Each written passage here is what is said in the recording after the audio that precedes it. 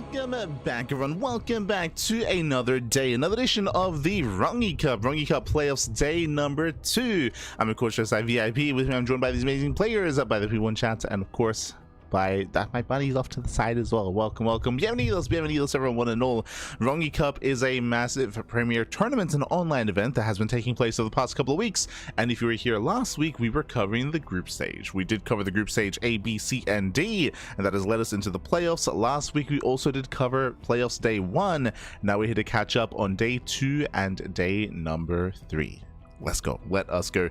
I will also just reiterate as well, I mean, something that was announced a couple of days ago is that Rongyi Cup initially was going to have an offline finals. The finals was going to be offline, but that has since changed. And now instead it is going to be an online finals. That was a recent change made a couple of days ago, and the offline finals are going to be live in a couple of days, this weekend. So the goal here is to catch up. This is going to be a replay cast. We have a replay cast of day 2, we have a replay cast of day 3 of the playoffs, and then ideally we line it up so bam, day 4, the finals, will be able to cast live over the weekend. So that is the plan. Hi. Again, do apologize for missing out on this previously. Again, we've just had a really unfortunate time coming into January. We just haven't had that much free time available. Things have been clashing when it comes to our schedule. That's why we have a lot of catching up to do. This is basically the catch-up week, the catch-up weeks, even the catch-up month of February. We already caught up with World TV Mondays. We did cover 2 of them this week, and soon we're going to be catching up on Rongyi Cup. As you can see here, we're kind of scheduled to line it up all the way towards the end of the week. Likewise, we're going to be catching up with Thunderfire. That's going to be on Sunday as well, and eventually catching up with Home Story Cup. We'll get there. We got a lot of catching up to do. we'll get there. But now though, let us switch our scenes over and catch up on the bracket itself. Bam! Again, I do highly recommend checking out the VODs, as we already did cover day 1 of the playoffs. That was last week, and you can see it here before you. Hero took down Showtime 3-1 to make it to the semifinals. Solar took down Classic barely 3-2, also to make it to those semis. So again, Hero and Solar, they've made it to those semifinals, but we are not here to cover that match. We're here to cover the lower quarterfinal matches. As you can see here, we have Clem versus Trigger, and we have Maru versus Creator. No boy. Ay. So here we go. We do have our initial matches here, and we are going to be jumping into our first series of the broadcast. We're going to be jumping into Clem versus Trigger.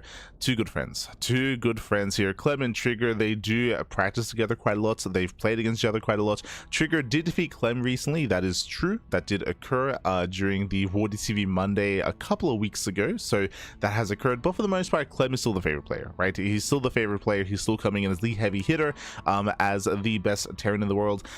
Arguably the best player in the world. I know that I have been hyping up Hero a lot for good reason. Hero, he was able to come out on top in a lot of premier events as of late. RSL finals in December, referring to the OSC season 13 championship, referring to Thunderfire, and yeah, things have been looking pretty insane from the side of Hero. But again, we have some of the best players in the world here looking to face off. Let's go. Let's jump on in as we get into the first series of the broadcast, as we get into Clem versus Trigger, as we jump into game number 1. Let's go. Let's go. This is going to be the rematch, and we'll see how these two compare to each other. I mean, again, this matchup has been evolving quite heavily over the past couple of weeks, over the past couple of months, ever since the new patch, and we'll see how our players compare against each other. As spawning in the right hand corner of Tourmaline, we have the Canadian Protoss player. We have the red Protoss representing Basilisk. It is a Trigger. And spawning in the bottom hand corner, we have his opponents. We have the French Terran player. We have the blue Terran representing Team Liquid. It is Clem.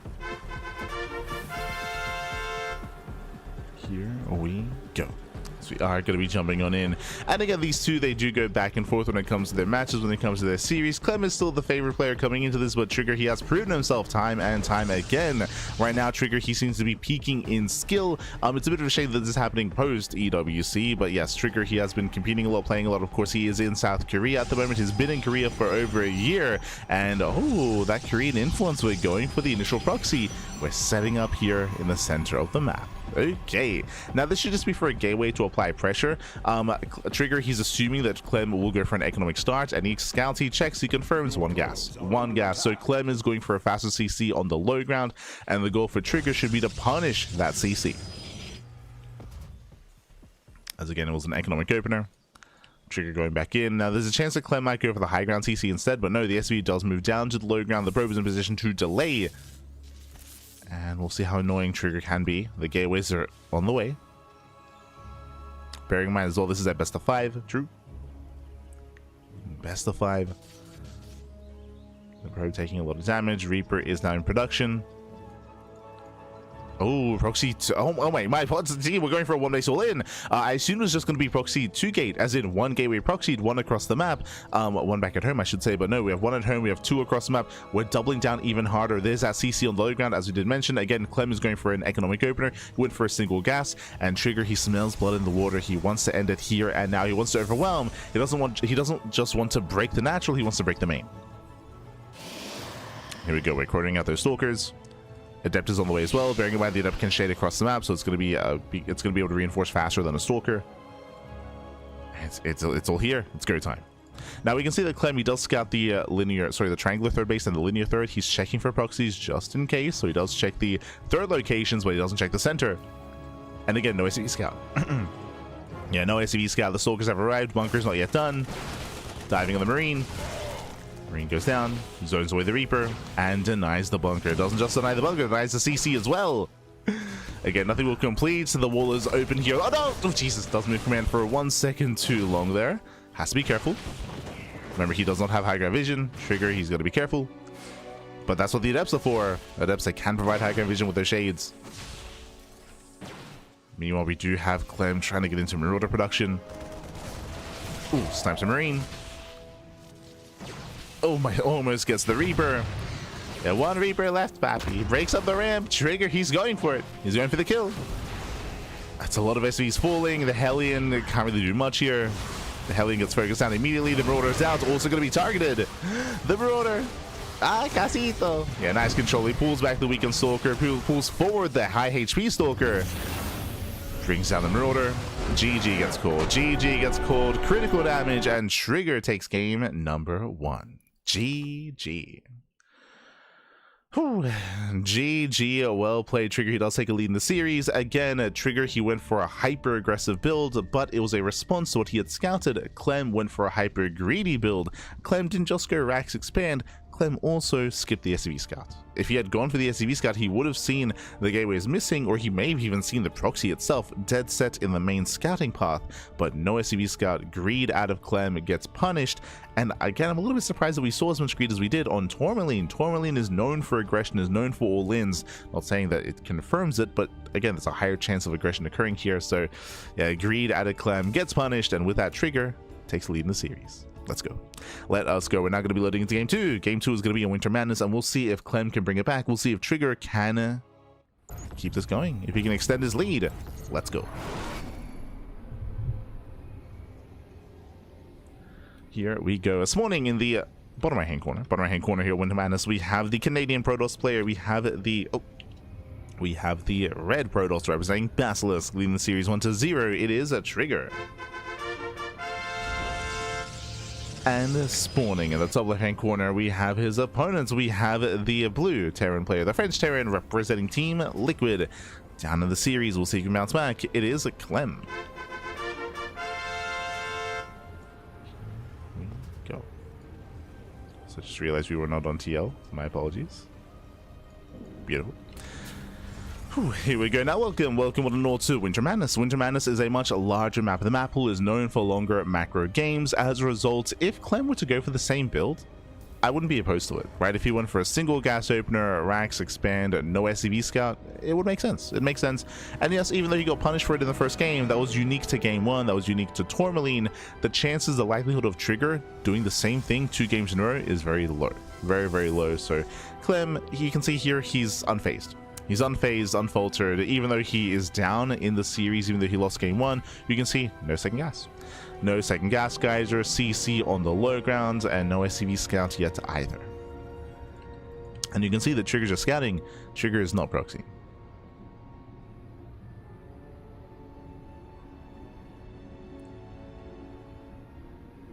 we go. As the probe does poke in, we can see Clem even skipping the Reaper and going Marine first, so he's being given greedier this time. True.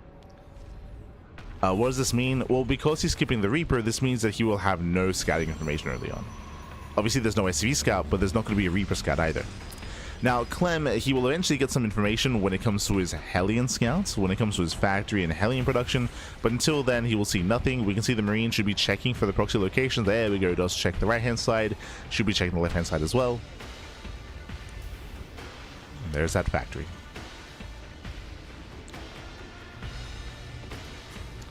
So again, economic opener, even greedier than last game.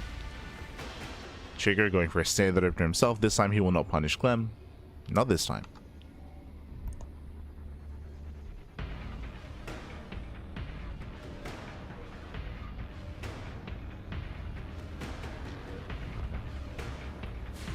So here we go. As now we have a Twilight Council opener. Twilight Council gets thrown down by Trigger. Getting into Blink.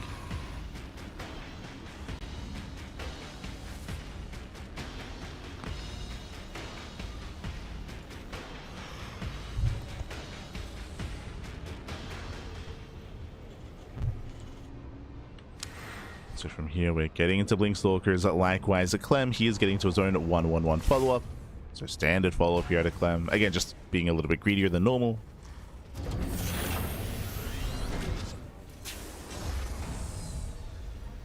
And from here, Trigger should be working towards Blink, but the question becomes, how many gateways? 2-gate Blink, 3-gate Blink, or 4-gate Blink Stalker? Depending on the gateway count, that will dictate how aggressive or how greedy Trigger plans on being. Again, on a larger map like this, I do think that it is viable to cut some corners. I do think that 2-gate Blink should be okay. Should be okay on this map. But he might play it safe and get a 3rd gateway. So now Trigger, he's poking in. Chipping away at the Marines. Marines are getting low, but no major pickoffs. Clem did decide to skip his bunker, and you can see he's being abused for it. But good control. He hasn't lost a single Marine. Oh, Cyclone has taken a lot of damage. Oh, one of that goes down. Missed a shot there on the Marines. And Clem out-trades. He's going to have to repair, going to have to heal up his units, but overall, Clem, he has out-traded. So far, so good for Clem. Meanwhile, Trigger back at home going for a 3rd base. Off of what? Off of 2 gates. So 2-gate Blink into a 3rd. A very greedy build here by Trigger. But as I mentioned before, I do think that you can get away with it here on this map. As Clem, he is pushing.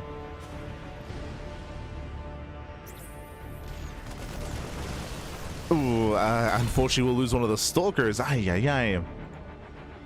A rough engage there by Trigger. The Tall Grass working against him.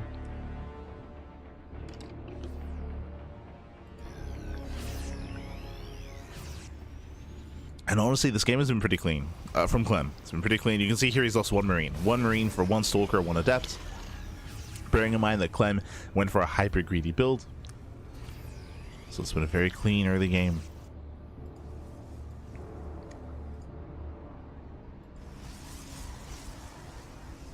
The pressure is now on Trigger. Pressure is on. He is getting a safety immortal, so safety immortals working towards charge. We can see that Clem, he has no rush when it comes to moving out. He's now setting up his bunker. Building up into stim, into tanks. So we have a bit of a lull here. We're slowing things down. I still do favor Clem. It looks like Trigger, he was scared about a move out. That's why he did make the immortal. But because there was no move out, this immortal was kind of a waste. We could have seen an earlier bay. We could have seen an earlier setup for Colossus.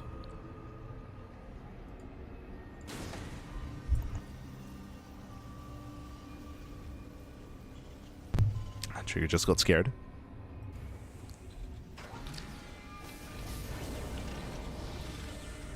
Now the next question becomes, does Clem throw down 2 more Maxes, or does he throw down a 3rd CC? And based on like the greed and based on the economic start, we're leaning more towards Clem building up into the mid game and getting a 3rd command center. But we'll see.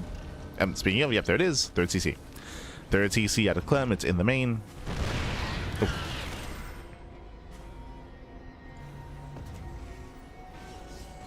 Clem is setting up.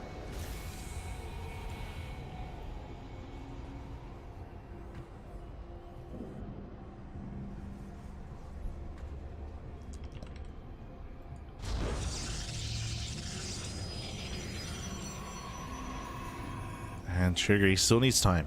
Like, Trigger is now getting a 4th base, which is at a reasonable time, don't get me wrong, but again, just because of the early game, just because of the setup so far, Trigger still has a ways to go. Moves out for a Zealot run by.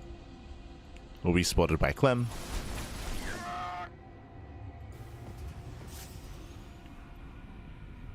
Does move out. Trigger, he knows he's been scouted.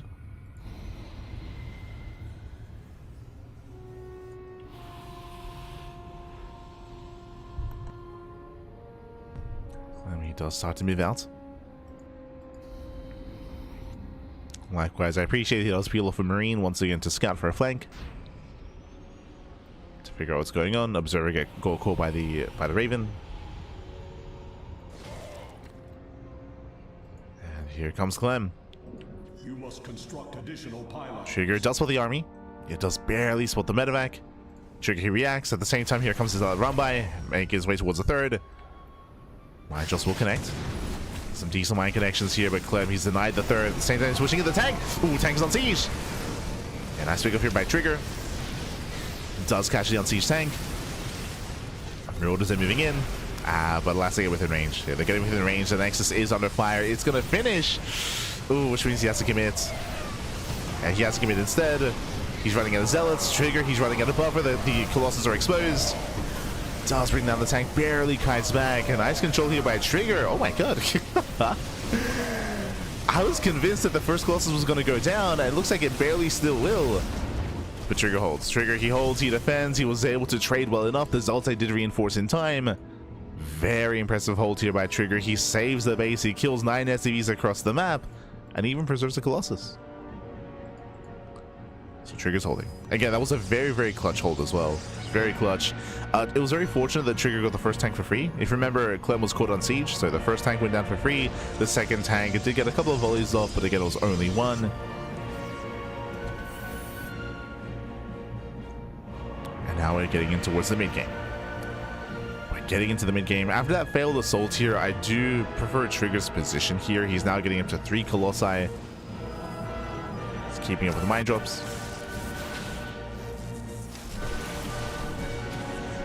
Oh my god. Calm down. Yeah, the retargeting. Clem being as annoying as possible here. Just constantly retargeting. So much denied mining time here at the natural. Ay, ay, ay.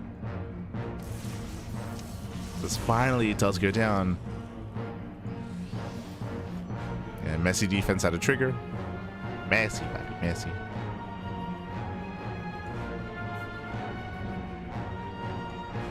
But now it's time for Trigger to move out. As I mentioned before, Trigger currently has momentum. He won the last fight. He retained most of the Colossus.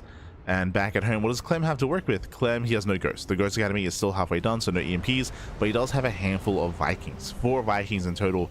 Is this going to be enough? Let's go to 4 Vikings. Baits out one of the mine shots. Baits out the other. Nice control by Trigger. Vikings, they move in. They get a volley off. Yeah, they do strip away the shields of one of the Colossus. The Colossus does get low. Nice control. Pulls him back. That's a kill, not a cancel on the CC.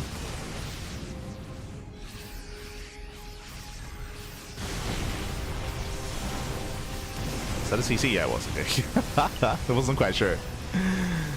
And so far, nice positioning. The Viking count, though, is slowly getting higher now, up to 6 Vikings. Getting up to 6. Trigger, he has his prism. He can reinforce. He can juggle. Also taking a lot of damage. And Trigger, he could overwhelm. Oh, wasted DPS. Here, the Colossus is stuck behind. Colossus have to move forward. Yeah, wasted DPS here. They does kill 21 SCVs. But Trigger, he has to pull out. He has to pull out. So again, the Colossi that were left behind. Trigger bled out a lot of Zealots there. EMP does land. EMP on the Zealots. Yeah, Trigger has to get out of here. Oh no! Ooh, Prism goes down. Yeah, Prism goes down. Clem, he comes in for the flank, and Clem, he will completely clean this up. Ay, ay, ay. And Trigger, I think he could have done it. I think he could have broken Clem here earlier, but as you mentioned before, his Colossus, they were an A move. He wasted, what, like 3 volleys, like three swipes from 3 Colossus. on the base.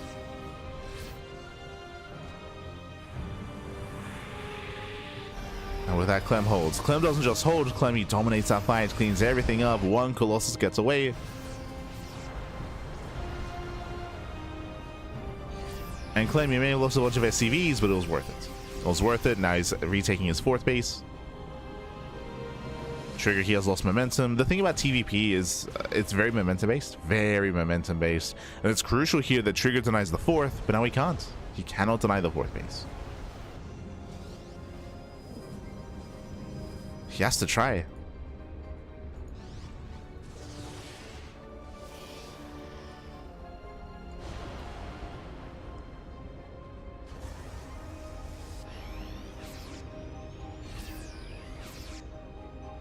As Clem moves out, Clem, he has how many? He has 9 Vikings. Oh boy. It's a lot of Vikings. Stalkers, looks like they snipe one. Barely not.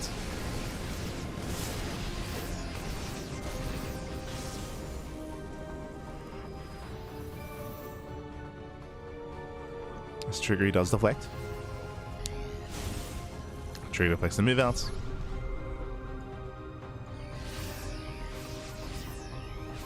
Behind this, Clem pulling back.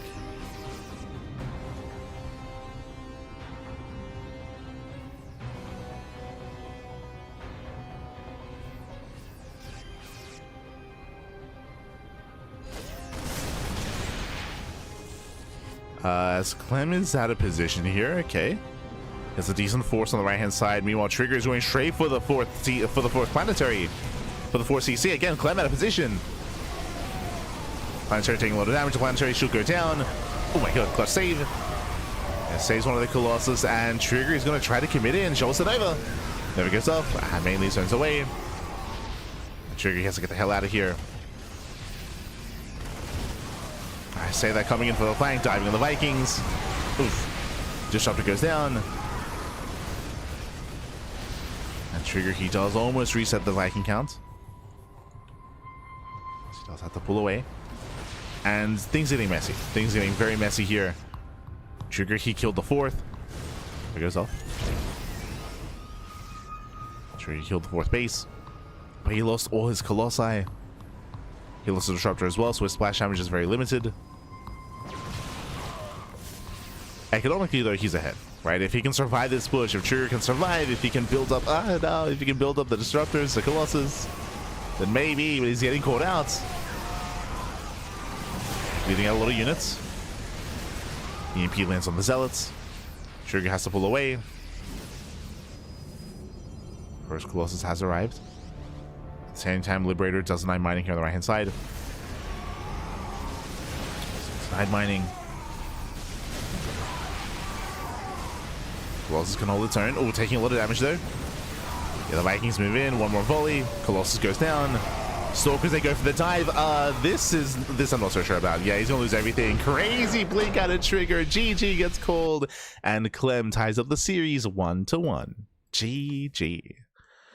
Whew. GG, well played. Again, Trigger, he was playing so well. I'm still thinking about that push at the 3rd base when he got into the mineral line, when he chased the army, but he didn't chase with the Colossus. Like, I'll be honest, I feel like he could have won the game then and there. Like, that could have been game. As I mentioned, the Colossus, they spent a lot of time wasting a lot of damage on the CC. They didn't chase the bio with the Zealots, with the Stalkers either, and again, that meant that Clem could eventually deal with the Gateway Army, break out, deal with the Colossus, and eventually take a 4th base once again. GG. GG, well played. But again, I could have definitely seen that game going either way. Clem does recover, Clem does take the game, and now we have a tied series. We have a tied series here. We're tied up 1-1, and now we're going to be loading into game number 3, going to be loading into 10,000 feet. Now, bearing in mind, this is a best of 5, not a best of 3, so plenty more games ahead of us. Let's go. So loading into 10,000 feet, and again, so far, Trigger, he has been holding his own. As we mentioned before, he did defeat Clem recently in a weekly tournament. That is true. But what about a bigger premier event? And spawning in the top left-hand corner of 10,000 feet, we have the Canadian Protoss player. Oh, the Canadian Protoss. We have the red Protoss representing Basilisk. It is a Trigger. and spawning in the bottom right hand corner, we have his opponents. We have the French Terran player, the blue Terran representing Team Liquid. It is Clem.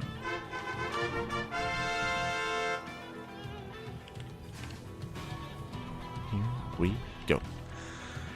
Okay, so for the past 2 games, we have seen Clem go for very economic builds. We saw in game 1 Clem go for a Rax expand without the SCV scout, going Reaper first. Game 2, he went Marine first, even skipped the Reaper, going for the same build, going for no scouting information, lack of scouting, hybrid greed. Now we're loading into 10,000 feet. 10,000 feet is has a very short rush distance by ground, has the shortest rush distance by ground than any other map in the map pool.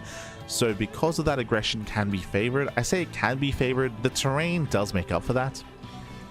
We've spoken about this before, but because of the base layout here, you can expand, get your natural, get your third base, and your third protects your natural because it's in front of it. And there's only one entrance, right? There's only one way into the natural, that's through the third base.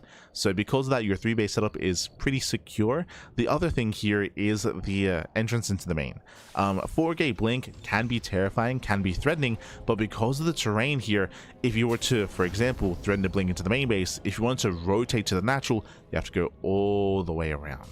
Again, like there's all this terrain here that does make it very awkward to rotate back and forth between the natural and between the main base of the Terran player. So the likelihood of the Protoss going into a hyper aggressive blink based play is very low. We have seen it work every now and then just because it's very unexpected, but it's a very kind of rare case, I should say. What I'm getting at is that Clem has reason to be greedy here, and he does. He is. 1 gas. Single gas opener once again. He does at least go for the Reaper first, so he can get some scouting information as opposed to last game. So this isn't the greediest that we've seen of Clem, but, you know, economic nonetheless.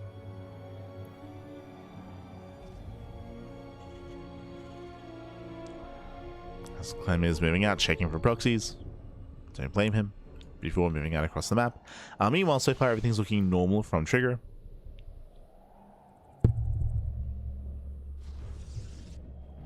No. Looking normal. Twilight Council opener. Getting into blink.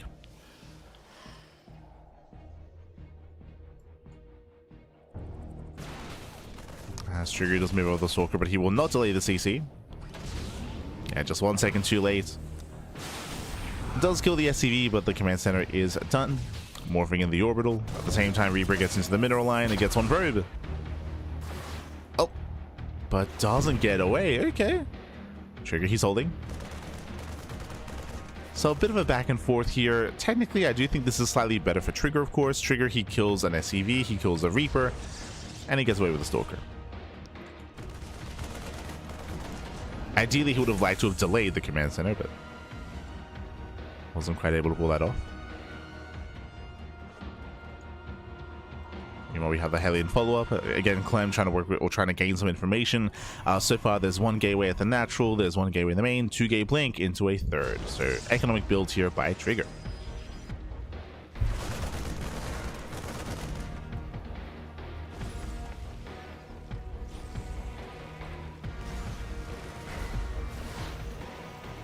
That does come into the shade. Behind this, we have extra Raxes on the way, just getting to the eventual 3-1-1 setup. More importantly, no drop play. Okay, so we keep the reactor on the Rax. We do skip the medevac. What I mean by that, if you remember last game, we did have Widowmine drops, right? We had the initial opener into Cyclone, safety Cyclone, into Widowmine drop play.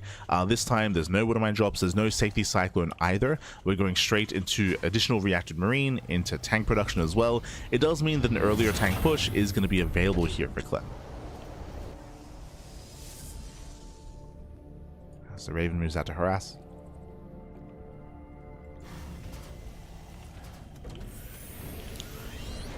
Clem for now is securing himself with his tanks. Trigger likewise building up into Colossus. After the third. And so far so good.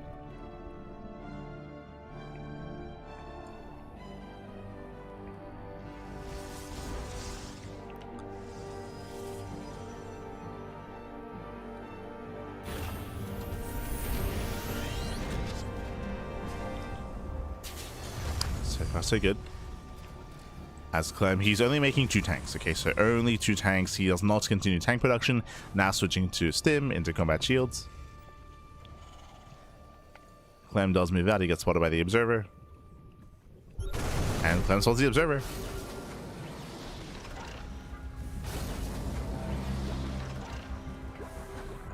Nice pickup. Well, quick reactions out of trigger, does not lose a probe. Okay. Oh, Jesus. As he doesn't come back too soon. Meanwhile, auto start harassing to the main base. Clem still setting up here on top of the ramp. Gets 1 probe so far. Ooh, 2 probes. 2 probes do go down. Okay, we're still building up our armies. Clem behind this should be expanding and just getting into the mid game. That's the setup that we have so far. Moves out with the drops. Oh, the observer does spot the Medivacs immediately though. And nicely timed. The drop is denied. Oh, pays off a Marine. 2 Marines. Every little bit does help. Oh. Nice snipe with the observer. Yeah, late reaction there by trigger. Losing 1 stalker. Back at home, there's a Colossus ready. Clem is pushing in. Memory's got his 2 tanks. And he's forced to siege. Oof. Tank volley goes off, but again, it's all about buying time, forcing this early siege. And trigger he lapses in. The tanks are on siege. He's going for it. Does go for the dive. Not quite able to chase. Colossus, they do back up once again, forcing the siege out of those tanks, and Clem is deflected. Whew. He's going to be deflected here. Trigger claiming his 4th base during the defense. And Trigger wants to chase down this army. I mean, the army is stimmed. It is softened up, but Haas won't be able to catch it. Oh. Does not catch. Same time, mine drop into the main base, Raven harass into the natural. Clem hoping to catch trigger distracted. And so far, no major damage. Not yet.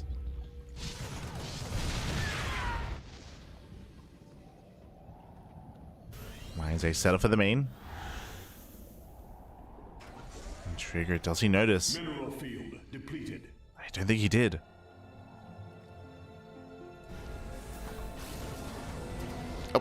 Okay, nah, he did. He's got his 3 stalkers in position, threatens to dive into the main. Stalkers, they rotate over as well, and the game is slowing down. The game is slowing down. We mentioned earlier that this 3-base setup here is very secure, very defendable, and I don't really advise triggers to try to push up this ramp. He might go for it, though. Oh, boy. I mean, there are no bunkers, sure.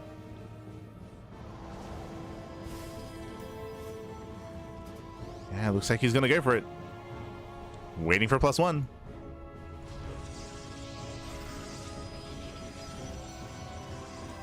Yeah, +1 is finishing up just now. Rushing forward into a T-sign. And Colossus, they pull away. And this is not gonna work out. Yeah, no shot. No shot. Yeah, Colossus, they get punished. Vikings do give chase. And trigger, we gotta calm down. We gotta calm down. Like, you can't just like ram your face into this kind of army. Not up the ramp, Pappy. Not like this. It does kill 11 SCVs, which is nice.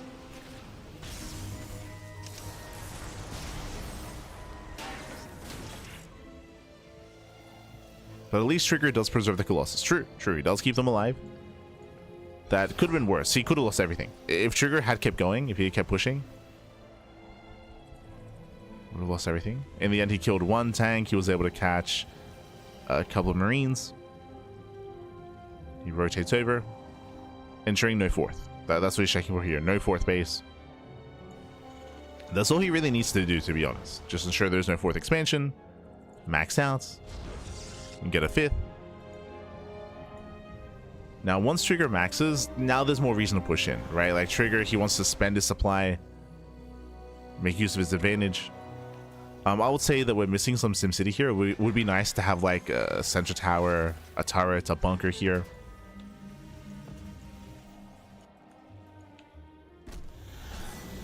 Ooh, as Trigger slips into the main. Okay, he slips in. Zell's taken to the mineral line. This does force a reaction out of Clem. Does force a reaction. Trigger pushing in. But Clem is in position. Still 17 dead SCVs.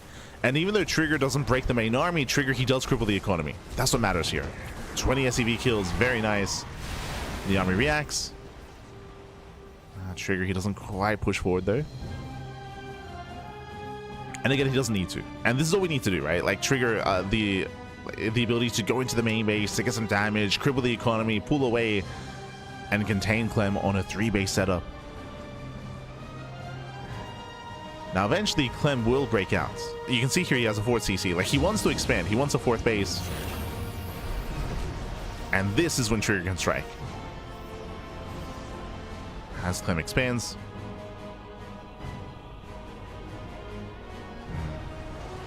Trigger, he has no storm. He has no disruptors yet either. His army is a little bit lacking.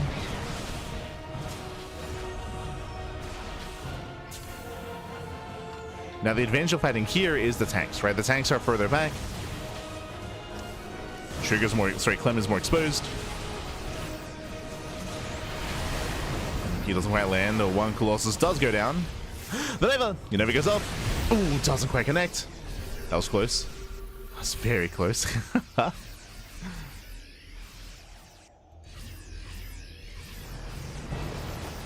And Trigger, he fails to deny the 4th. I mean, he still has an army, still posturing. He's got to go. Nova does graze a ghost. Still not ideal. And Clem is maxed. Clem is maxed out. Clem now has the advantage. Takes down both Colossi. He can just stim forward. As you mentioned before, the win condition for Trigger was denied the 4th base. The moment he failed to do so, Clem has a massive lead. Clem is now the one that's maxed. He's now maxed out. He has a superior economy. Building up the greater army. We have the fusion core on the way. That's going to be for extended thermal lance. For advanced ballistics for limited range. And Trigger switching to disruptors was too late. Does he still only have 1 robo? Yeah, he has 2. Also try to come in from behind. They at least distract. Oof. Trigger being torn apart.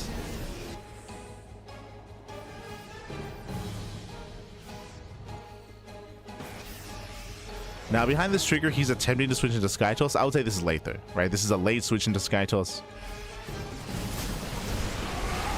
Tempest can work wonders here on this map. If you can get there though. The problem is that because this is so late, the attempted switch into Sky Toss here, I mean, Clem should be able to break out and punish. Clem has been hyper defensive this game, but soon he can start to move out.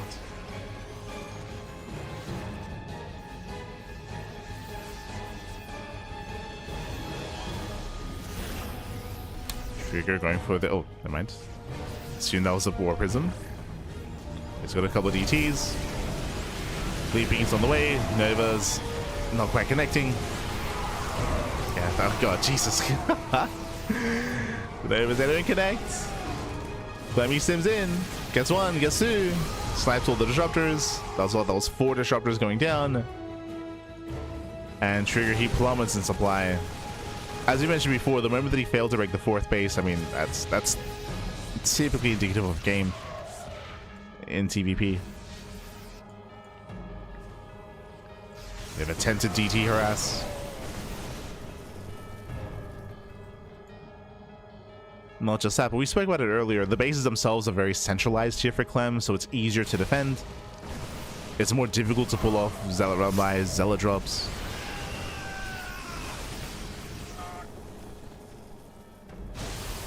Oh, very nice storm. Okay. Tempest are amassing. Now, Tempest, they have even more strength here on this map just because of the terrain, specifically the center base, right? The center base is exposed to Tempest harass. So you can force the defending player to engage. Shows the Nova. Okay, very nice Nova. Nova goes off. Good connection. The best connection we've seen so far.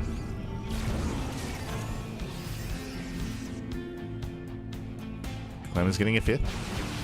Ooh, miss rally. Miss rally's a couple of ghosts.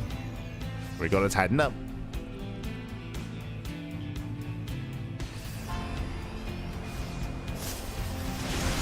Oh my god. There we go, some brutal EMPs. EMPs are connecting. High Templar pushing in. There's a couple of storms available.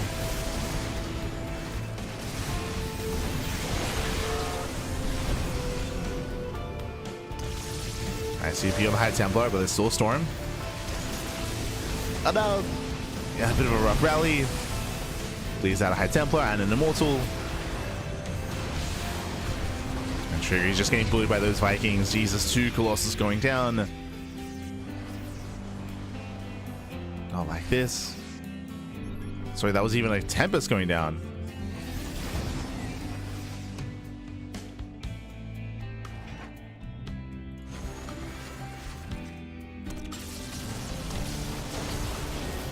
And again, Trigger, he needs time to build up that Tempest count to actually have a threatening force. Zealots, they get into a mineral line. Oh, there's an opening. Clem? Yeah, Clem out of position.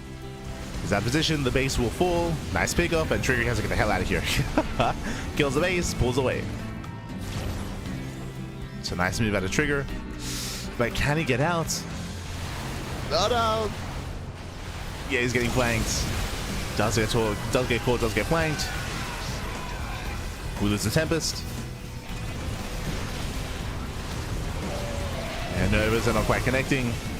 And he's just being chased down. Just being chased down. He has triggered Clem. Clem going for the dive. Takes down all the Colossus. Takes out most of the Tempest. There's 1 Tempest left. We do get a very nice storm towards the end. But you can see the supply disparity. And you can see how quickly a counterattack can hit here on 10,000 feet. Because this map is so small, you take 1 bad fight and bam, your opponent's in your bases. They're in your bases. Nexus will fall and Clem can just keep going.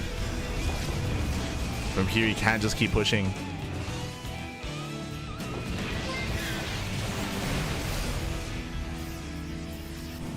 I say that Zealot run by here on the left-hand side, distracting Clem. Delaying some mining, but the main army does not turn around. Just killing more bases.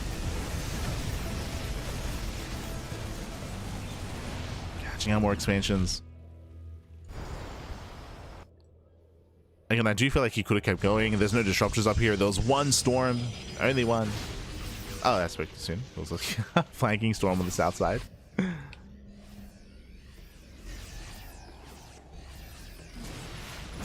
does pull away. Just regrouping. Let's regroup.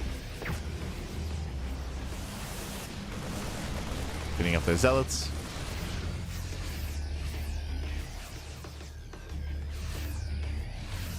Meanwhile, as we settle in, a big shout out to Too Late Chrono in the chat. Papi God, thank you so much. Thank you so much for subscribing for 17 months, Papi. 17 months. Thank you. Thank you. Do appreciate it. Cheers to lives in the chat. Cheers, Papi. Cheers. Bienvenidos. Bienvenidos.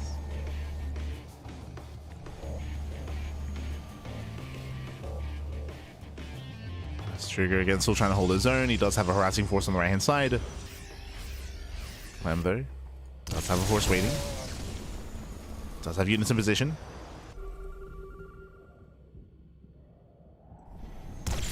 Oh.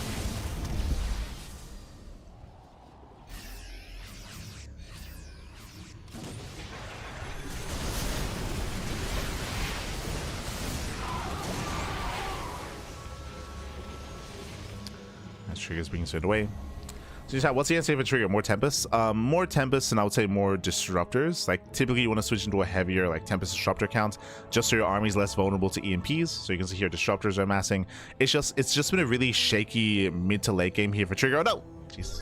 It's been a really shaky game. So he's never really been able to build up a critical mass amount of Tempest. I think this is like the most we've seen, right? 5 Tempest now. As he moves out, we have Clem peeling off for a counterattack.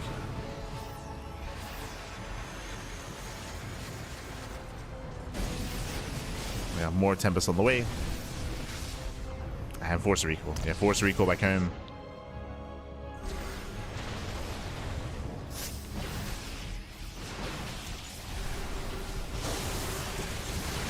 Tempest are getting caught. At the same time, the flanking army does get on top of the Colossus. Yeah, Colossus goes down, Tempest goes down, and Trigger gets surrounded. Ay, ay, ay.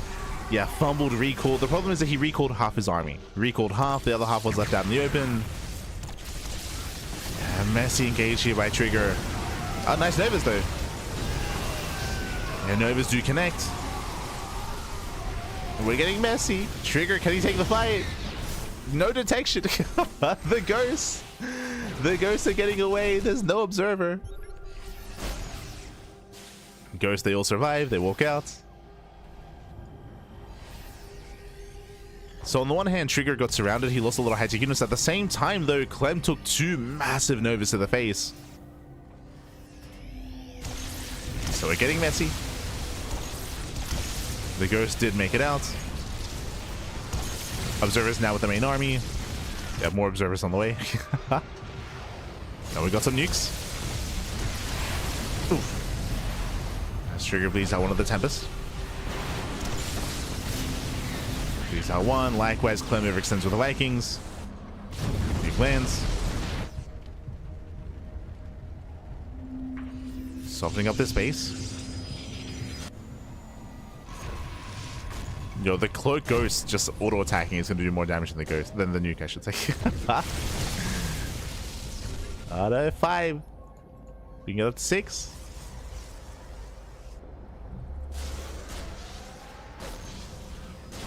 And just 5. Groups go down. Clemmy's remax. Nice snipe here on the High Templar. Ay, ay, ay. Once again, abusing the fact there was no observer.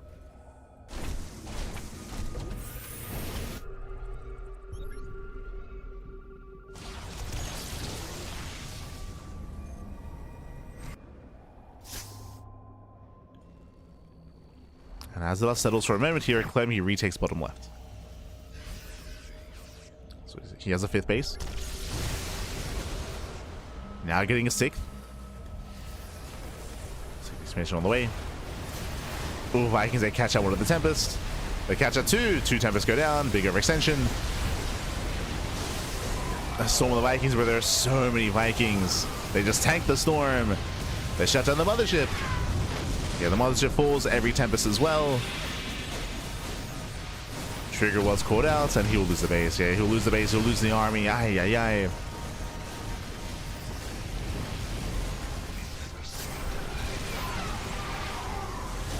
We've had a couple of nice storms here, but he just cannot maintain his bases.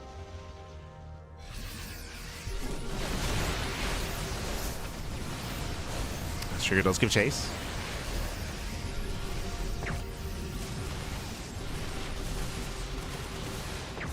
Tempest, as they trickle in, they just go down. No, they're Tempest.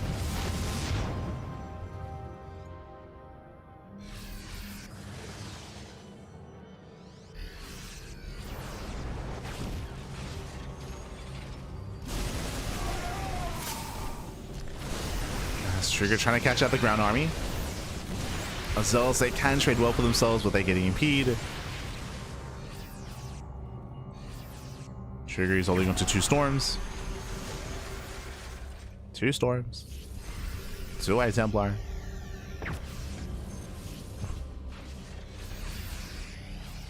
Did I say 2 High Templar? Down to 0 Templar left. 0 storms.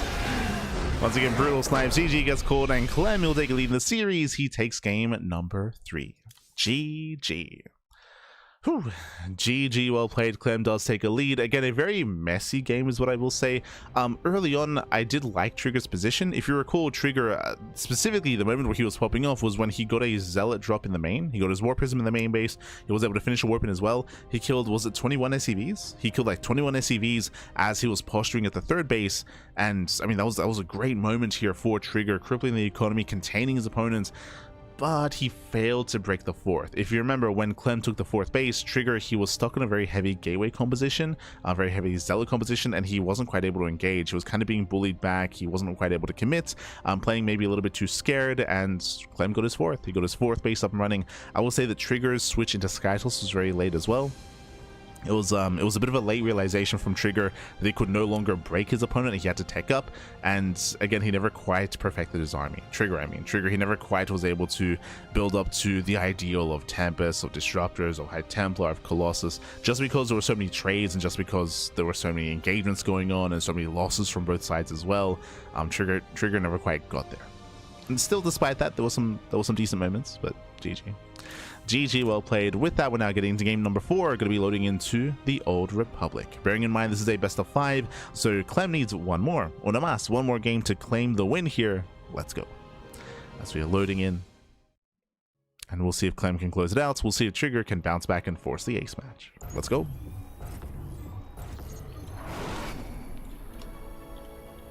Spawning in the bottom left-hand corner of the Old Republic, we have the red Protoss player. The red Protoss representing Basilisk from land of Canada. It is a Trigger. And spawning in the top right-hand corner, we have his opponents. We have the blue Terran player, the blue Terran player himself. We have the French Terran for Team Liquid. It is Clem.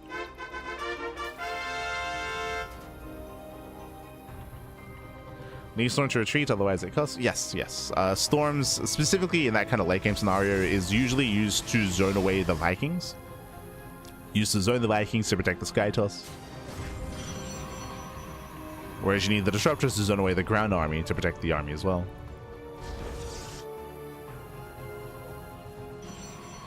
Do you need a combination of the two? But here we go. Welcome to the Old Republic, one of the larger maps of the map pool. Again, we've been stuck on these smaller maps like Tourmaline, like 10,000 feet. Finally, we can breathe a little bit here, getting into the Old Republic instead, and we'll see how greedy our players plan on being. This is also where mind games can come into play, but every game so far, Clem has gone to Rax Expand, and that continues into Game 4 as well. So economic opener out of Clem. We have seen Trigger spice things up, especially in the first game. We'll see if he does so here in Game 4 as well. And now just going for the scouts. I see taco sauce in the chat. It's been far too long since I've been in the chat to say exclamation mark pull out. Not like this.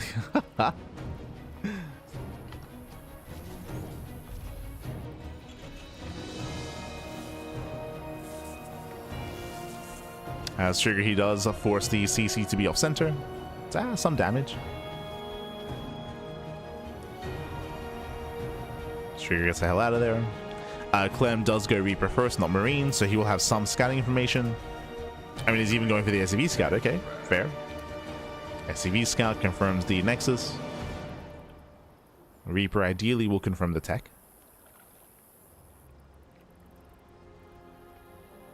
Every game so far, Trigger has gone Blink, but we could see, say, an earlier Stargate, a Stargate opener, a higher gateway count.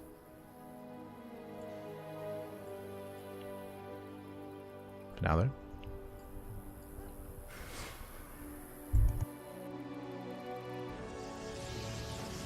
Now the Reaper does pick in. Adepted move out, and we get a full scout. We get a full scout of the main base, even getting a couple of probes. Oh, gets one. One probe goes down. A Reaper is going to be deflected. A Reaper does barely not get away, and the Reaper didn't get behind the mineral line either. Clem, he does not see the tech, doesn't see the Twilight Council. So Clem did not confirm. Meanwhile, you can see we're being so annoying. So Trigger's goal should be to get under the CC to make sure it doesn't land and doesn't lift either. So Clem is morphing in his orbital. Trigger just being as annoying as possible. Again, you can sit your units under a building and that will stop it from landing. Buildings that cannot crush units.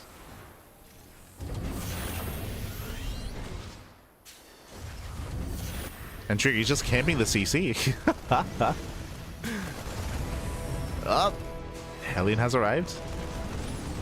Stalker picks in from behind. Oh, no, can we get under it? Oh, barely not. Yeah, barely does not get under it, and in the end, the CC will land. Does eventually land. So up here, Trigger's going to be forced back, and Clem can finally mine. He can finally mine from his natural. Very chaotic early game.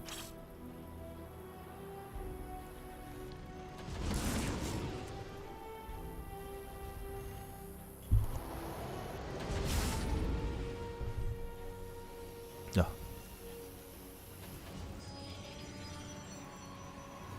So from here, plays the settling in. We do have our mine drop on the way.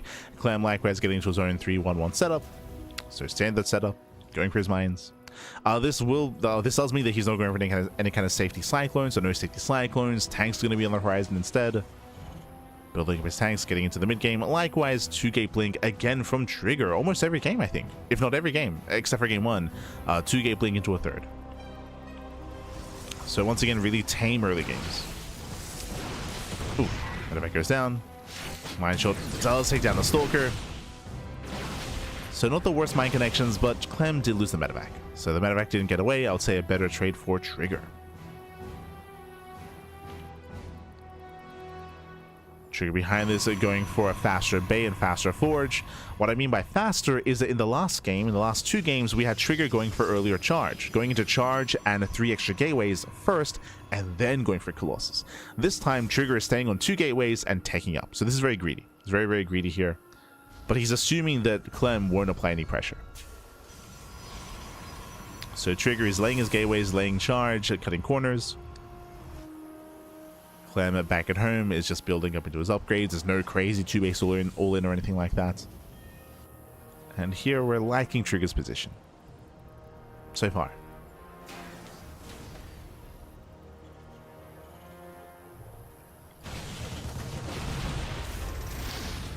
So Raven does hit the natural.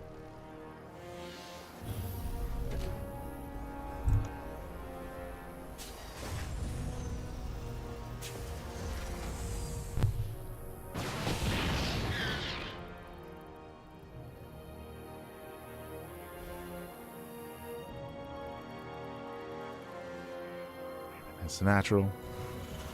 Third CC is on the way for Clem. Soon Trigger can start working on his 4th. Already setting up pylons. And this is where we have to speak about the map itself. We didn't really get a chance to. We did speak on how this is a larger map. True, it is a larger map. Not wrong, as the observer does confirm the CC. But at the same time, it does have a very open 4th base. Whether it is the whether it's the low ground 4th expansion here towards the center of the map, whether it's the linear 4th base, these bases are very open, they're very exposed, they're very vulnerable to aggression, and it can be very, very difficult to claim these bases if you don't have map control. And typically in TVP, the Protoss player has map control, right? That's typically the dynamic here, Intern versus Protoss. So maps like this do favor Protoss, as sure they're getting a 4th base, but they should be able to maintain it, and it's going to be more difficult for the Terran to expand, typically. But I'm liking this double drop. Clem going for the 4th base. Trigger out of position. The 4th base is going to be cancelled. Yeah, massive pickup. 4th goes down. That should not have happened. Trigger, he's racing on over.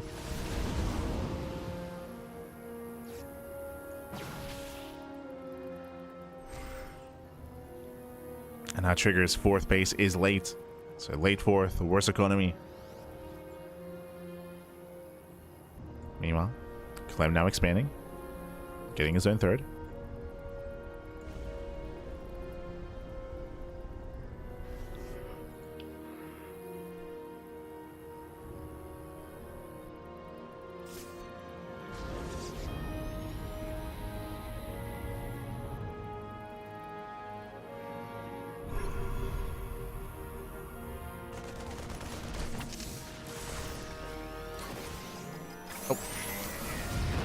Nice secret missile. Once again, the 4th base is denied. Ay, ay, ay.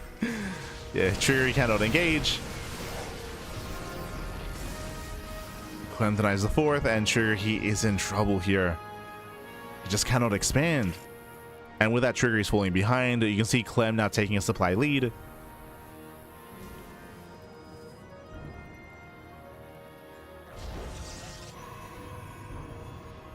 So Clem is racing back home. He's racing back. A Trigger likewise looking to chase him. Clem does make it back in time.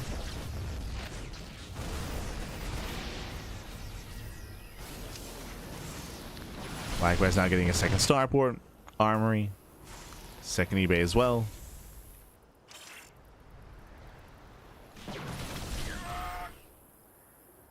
I'm looking good. Ooh, and Trigger, is he going to feel forced to just commit in? Yeah, he's morphing. Yeah, he's going for it. So Trigger is just going for the rush. He's going to dive into the third base and try to end the game. What do we have to defend? We have one tank. Ooh, one tank, two widow mines. The defensive setup here is lacking, to be honest. We're going to drop the right hand side. Clem's in position. The Zealots are unloaded.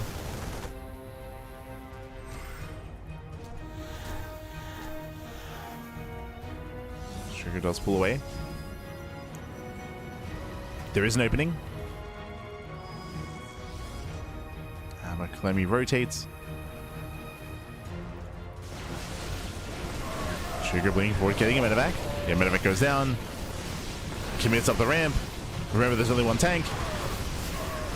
And the tank is going to go down. Massive pickoff. Tank does fall. Zelda coming from behind. And Trigger, he's doing it. Yeah, he does force his way up the ramp. But breaks the main army. The boys are being pulled. We're getting desperate. They're being pulled into Archons. Ay, ay, ay.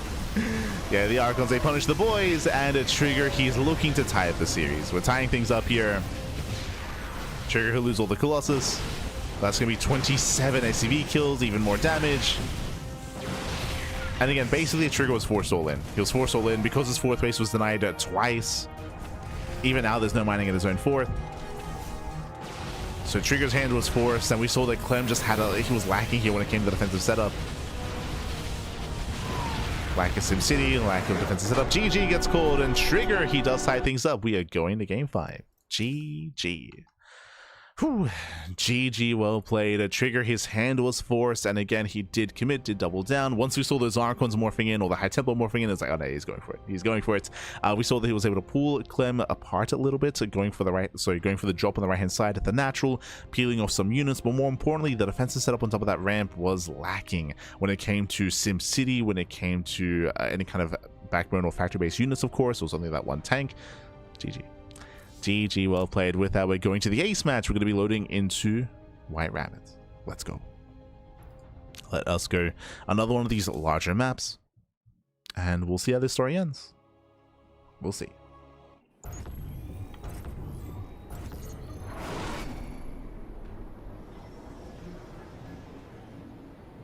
Here we go, and spawning in the top right hand corner here of White Rabbits, we have the Canadian Protoss player. We have the Red Protoss representing Basilisk, tying up the series 2-2 and forcing the ace match. It is a Trigger. And spawning in the bottom hand corner, we have his opponents. We have the blue Terran player, the blue Terran player himself, representing Team Liquid. It is a Clem.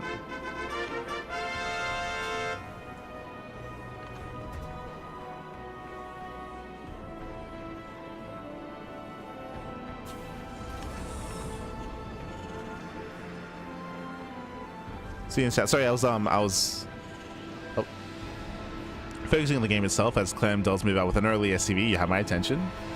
Isn't building offset permanent damage or long term? I think someone already responded to you, but of course, Terran players can lift their buildings. Of course, they can lift. Oh, as Clem, he attempts to go for the eBay block. Oh, he does go in, but the probe is in position, and Clem gets spotted. Yeah, he is spotted. The boys are being pulled. The eBay block is denied. I guess this actually goes in line with what I was just talking about, actually.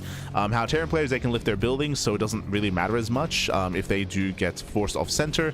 Of course, damage is still done, but not as critical damage. Here, what's occurring is that Clem attempted to eBay block. We saw that we had an early scout. The eBay block is denied, but if the eBay was thrown down, then the Protoss player will be forced to expand at the third location. They would Trigger, he would have been forced to expand here at the linear third or here at the triangular third, and it would have been a very difficult or very awkward defense for the Protoss, but alas, he scattered early, he shut it down.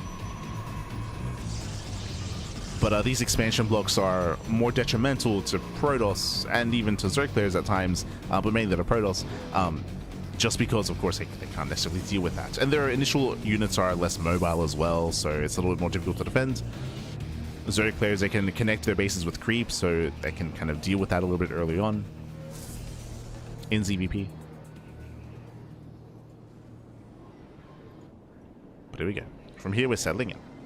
We're settling in. So far, a bit of a better start for Trigger as he denied the eBay. And we have Clem for the first time this series actually going double gas. Okay, my apologies. Double gas open out of Clem, a faster factory, a more tech-heavy start. With this, he's going to be committing a little bit harder into Reaper Hellion. Now, if you've been catching on so far this series has been pretty tame in the early game, except for that one game where Trigger did proxy, true. But outside of that, we've kind of been rushing to the mid-game. Like, we've been kind of skipping early game aggression, getting into the mid-game. Here, though, we do have a bigger commitment into Reaper Hellion, and Clem's goal should be for economic damage. Reaper Hellion does not scale well into a longer game, but what it can do is get into a mineral line and pick off probes. As Clem does move out. So far, Trigger, he does keep up though. He's able to engage in the center of the map, deter the army, get some hull damage here on the Hellion. And Clem, he has built up to 3 Reapers and 2 Hellions. He's got 1 force on the left, 1 force on the right. It's going to be up to Trigger to keep up. Trigger, he has 1 adept in the main base as well. He does both the Reapers, and he deters. So far, Trigger's keeping up at the same time. The Stalkers are in position at the natural. Clem does not find a way in. Now, if Clem fails to find some damage, then Trigger, he will take a lead. Remember, this is a big commitment early on by Clem. Does get himself the Stalker, does snipe. Nice pick up. Stalker goes down.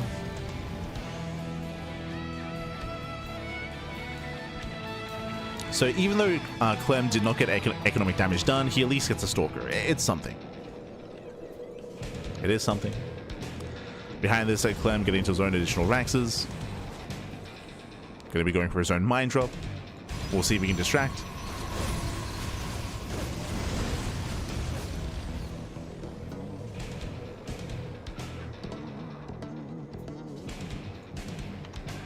So the Mine Drop is on the way.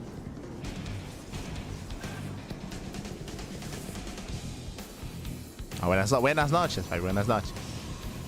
Double. Cheeky Widow Mine here at the ramp. Second Widow Mine in the mineral line. So far, no major damage.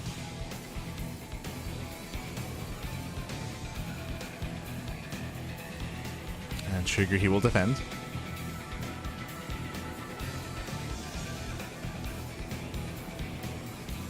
Ooh, Clem actually going to double down here. Okay. Not just going to tank production, but he does go for a second tech lab, but going into Banshees as well. No cloak. But Banshees are on the way. Again, all because of the initial double gas opener. Like, we just had a really tech-heavy start, and we've had just a much more aggressive Clem with the Reaper Hellion, with the Mine Drops, now with the Banshee follow-up as well. And Clem is pushing out with everything. Ooh. Oh, what did the Observer see? The Observer may have seen one of the tanks. I don't think he saw the Banshee, but this is a lot of firepower early on. Now, there's a bit of a give and take here. On the one hand, yes, we have a lot of tanks and we have Banshees. That's a lot of DPS output. The downside, no stim, right? Like, the reason why there's no stim is because the tech lab was kept on the starport instead of add-on swapping onto the racks. So no stim, no combat shields. It does mean that Clem does not scale as well into a longer game. Clem is very committed. He's very committed with this push. It's all about breaking the third. Widow Mine Drop is activated. Clem dropping into the natural. The tanks, can they within range? We'll lose 1. 1 tank goes down. There's 1 tank left. There's the NG overcharge. Nice focus firing here on the Banshee. And Trigger, can he hold on? Oh, he's losing control of his third. Mine Drop to connect. 5 probes went down. But last Clem, he's running out of buffer here. He's running out of Marines. Widow Mine is cleaned up. And Trigger's waiting for charge. Ideally would wait for a Zealot warp in.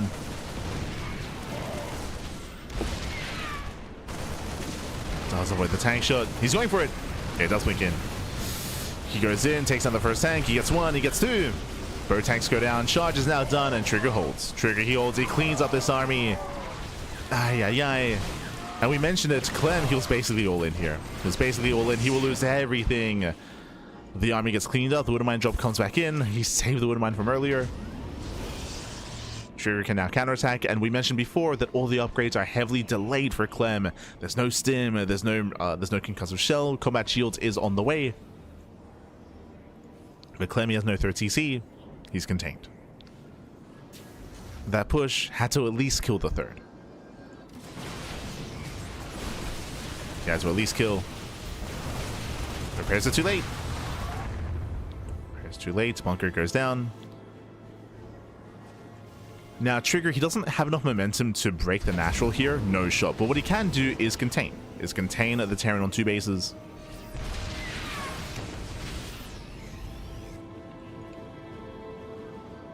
Again, very late stim here for Clem. Drop moves out. And the drop gets spotted. He just got spotted here by Trigger. But Trigger, did he notice? Uh-oh.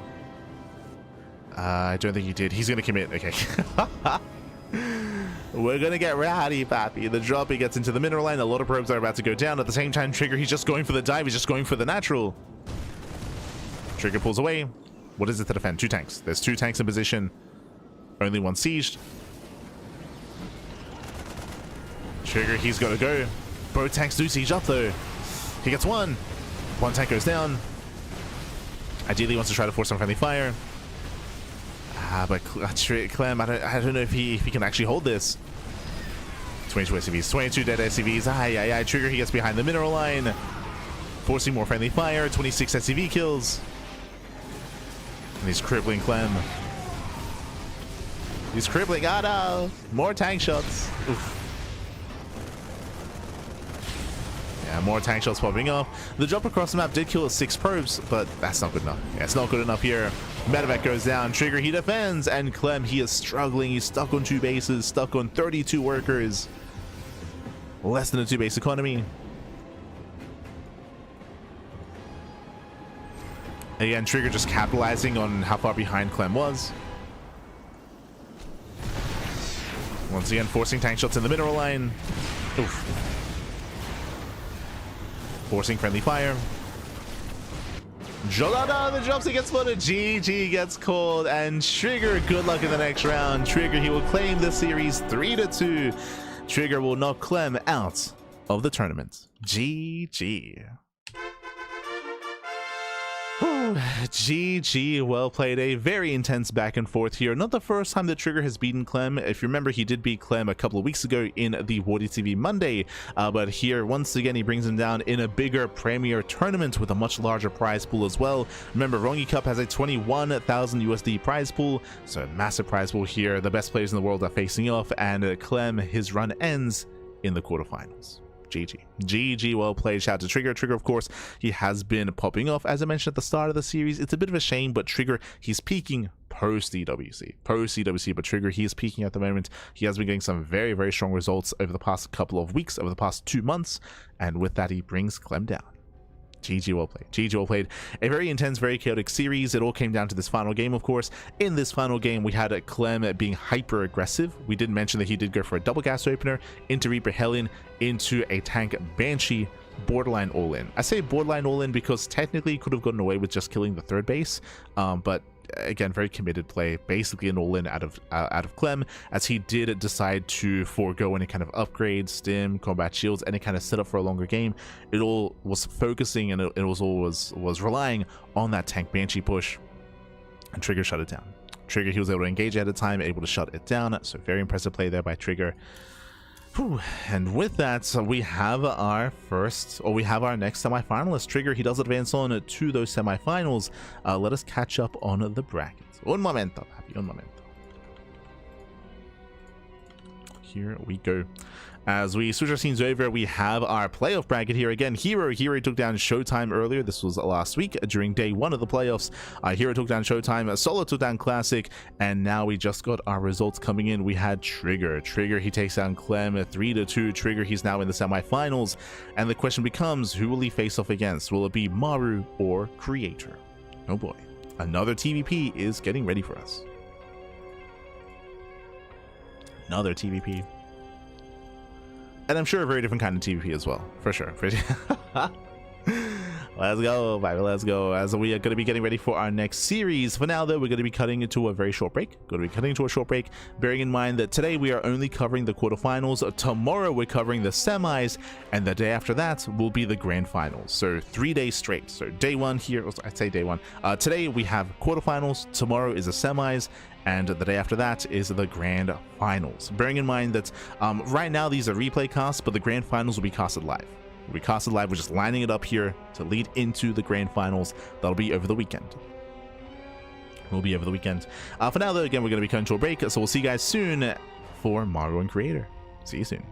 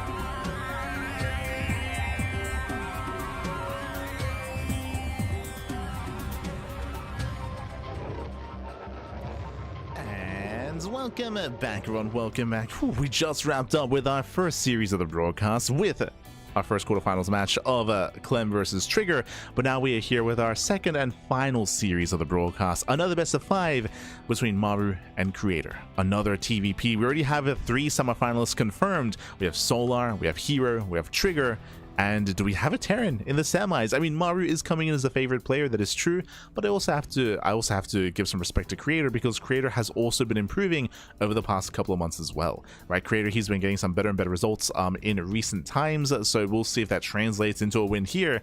It's still going to be difficult. Maru, he is one of the best Terran players in the world. He is the best Terran player in South Korea, at least, that is true. Still, I would say in the shadow of Clem, especially in recent years, but still a damn good player in his own right, and I would say favored to make it far, maybe even favored to win, or at least make it to the finals, here, based on the players we have currently ahead of us, with Solar, with Hero, with potentially Maru, Creator, and Trigger.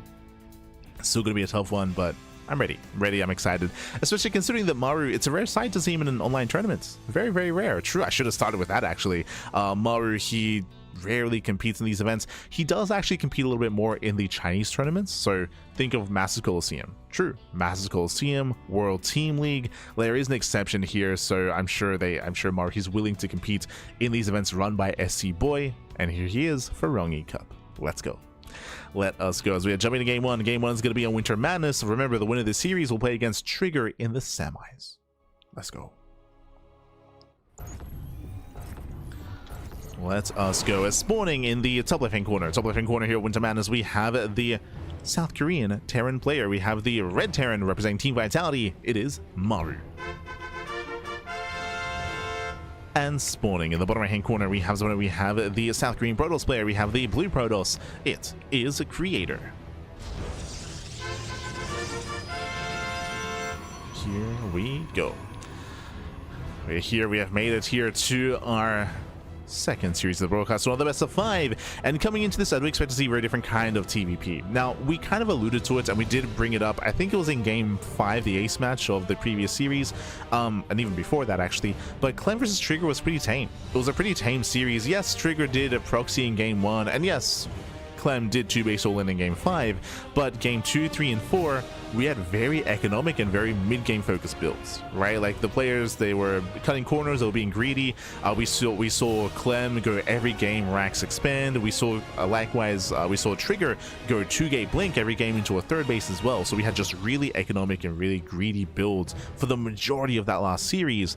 Coming into Maru versus Creator, I would expect to see some more aggression, some more deviation, some more action early on, especially from Maru. Maru, he's very fond of 2-base all-ins, but we're loading into Winter Madness, and this map is not really conducive to 2-base all-ins. This is a very large map, longer rushes to spy ground, more defendable, natural, even third base as well, so we're expecting to see an economic start. 1 gas. Single gas opener, Marine first, no SCV scouts out of Maru, greedy build. So far so good. That may as well be Clem. You know, Clem went for this exact same build multiple times in his series. Now we do see the off-center CC, so Creator, he does cause some damage here. Will delay some mining. Of course, the CC can lift and land, can reposition, but still will delay some SCV production at least, and some mining time at the natural. So some damage is dealt. Oh, okay, it's going to be Marine first straight into the tech lab. So, okay, you have my attention. A tech lab this early on typically would lead into a Marauder. The goal here would be, because we had an economic start, Maru is hoping that Creator tries to punish. And there it is. Adept is on the way. So we're opening up Adept. The Adept is going to be rushing across the map. Meanwhile, Maru actually goes to the add-on swap. My apologies. So early add-on swap here into early Cyclone. I mean, that is another way to just secure your natural. Cyclones this early on can dominate early game gateway units. Do you see what I see? Second ranks. Okay, so already this is a build that we did not see at all last series. So we're going to be going for a delayed starport. We did just mention in the lead up to this that Maru is typically more aggressive, and Maru is very fond of 2-base all-ins. This is very 2-base all-in coded. We do have a Rax into factory, into second Rax. This can lead into a third Rax. If we go for a third Rax before the starport, there's a higher chance that Maru just commits on 2 bases. But hyper aggressive, right? Hyper aggressive build. Just because we're delaying the starports and we're going into earlier stim. Yep, and there it is, third Rax. So that is a third Rax before Starport. Even an eBay for before Starport as well. That'll be for +1. This looks a little bit old school, not gonna lie. This kind of build was seen quite a lot in 2022, 2023. There was a period in time where we saw a lot of all-ins. We saw a lot of all-ins here, even in more recent times as well, to be fair. In more recent times, around DreamHack Dallas of last year, if you recall, there were a lot of 2-base all-in plays, and this is one of them. This should be hitting with +1. So +1 is going to be the timing here for Maru. +1, stim, combat shields.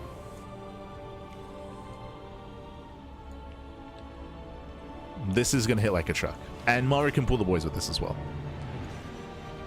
Meanwhile, winding it back, a Creator playing it safe. Okay, Creator, how many gateways? We have 1 gateway at the natural, and we have 2 gates in the main, 3-gate blink.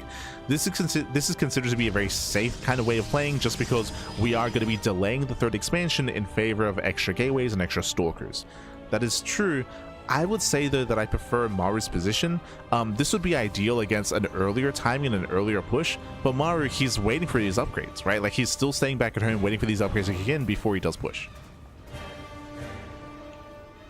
So I do think Creator could have gotten away with a faster base. But the problem is that Creator doesn't know, right? Like, Creator, he's seen nothing in the main. All he knows is the add-on swap into Cyclone early on. That's all the Creator's really aware of. And Creator's moving out. The best defense is good offense, so we have 3-gate blink, we have the Warp Prism, and Creator can now start to apply some pressure and potentially pick off some key units. Can he get a Marauder? Like, sniping a Marauder would be ideal. But you can see Maru, he's here on top of the ramp, trying to punish any kind of attempted face check. Creator, he does bypass the ramp, going straight into the main. Can he get that on? Uh-oh. No, he's going for the SCVs. Okay. 4 stalkers, they can one-shot SCVs, getting 1, 2, 3 SCV kills so far. 4. Not bad. 4, 5 SCVs, sniping one of the Marines, 2 Marines even. Breaks the lock on, going for the Cyclone as well. Massive pickoffs. 1 more shot. Otoas does get it. Oh my god, Creator, calm down. Very nice control. Creator killing 5 SCVs, 2 Marines, and a Cyclone, and doesn't lose anything. So again, very nice control. Not just that, he also got a full scout. He got a full scout. He sees the massive bio army. He knows that he's in danger, and we need warpins back at home. Creator, he needs those warpins. Immortal production has begun. We see Creator trying to cash those reinforcements. Coming in from behind, the medevac is low. The medevac! The medevac does boost away. That is so low here. As Creator, he's going to be meeting up with the rest of his army. Maru pushing on the right-hand side. Creator, he does miss the move out. And Creator out of position. Shield battery is finishing, but it's going to be focused down. Yeah, the battery goes down instantly. But the Immortal has arrived. It's going to be a tough hold here for Creator. As the army sims in and gets 1, 2, 3 stalkers going down. The boys are being pulled, and it looks like a Creator will hold, but at a cost. Yeah, at a cost of 9 probes.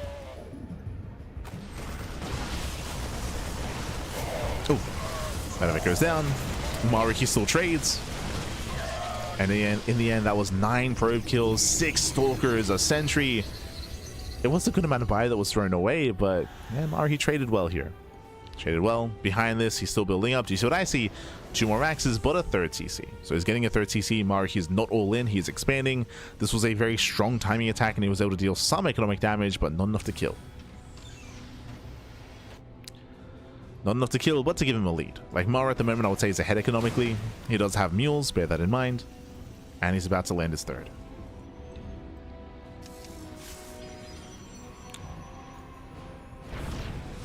Oh, okay. Nice drop play here by Creator. Drops in.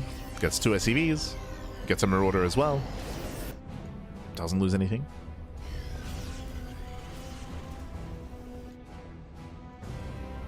From here now, Creator's working on splash damage. We have the Bay on the way. Bay for Colossus.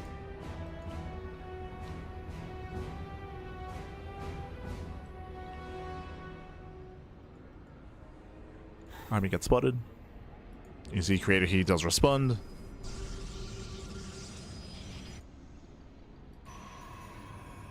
This Creator reveals everything. Maru's still applying pressure.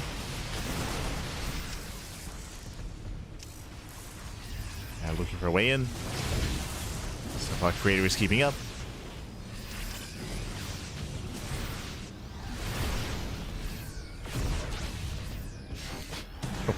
Oh, the control. Baits out the mine shot.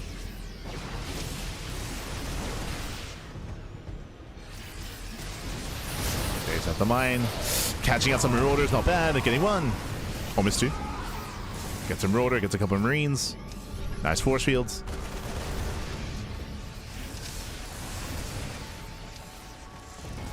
And Creator, he should hold.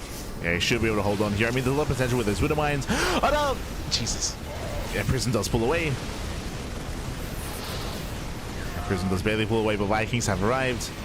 Zoning back the War Prism. Prism will go down. And Maru, he's still just rallying. He's still just rallying. Even stimming across the map. Jesus. He's stimming across.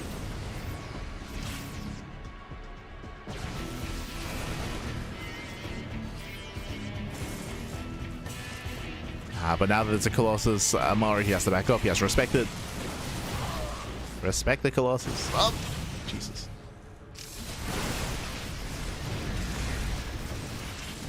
Let's create a punish for the blink. It's punished, but he does hold. He holds on. He's up. He's on 4 base saturation. He's now getting additional Colossi. He's holding on back. As we mentioned before, Maru has been ahead economically since dealing that economic damage at the 3rd base, and you can see even here, Maru has a worker lead. He has a worker lead plus mules. So Maru, he still has momentum, or at least the economy on his side. Pressure's on Creator. Pressure is on.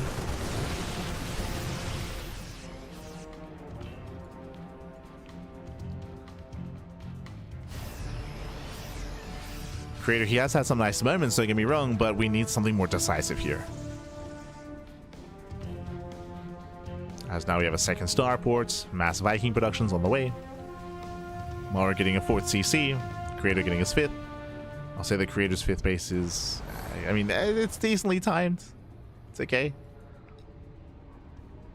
But both armies are about to max. And Maru, he's perfecting his army. He's got the Ghost Academy on the way for Ghosts. His Viking count is looking healthier and healthier. Making 4 Vikings at a time. What do we need out of Creator? We need to see either Disruptors or Storm. We need to get out of Colossus soon. As the Viking count is getting too high.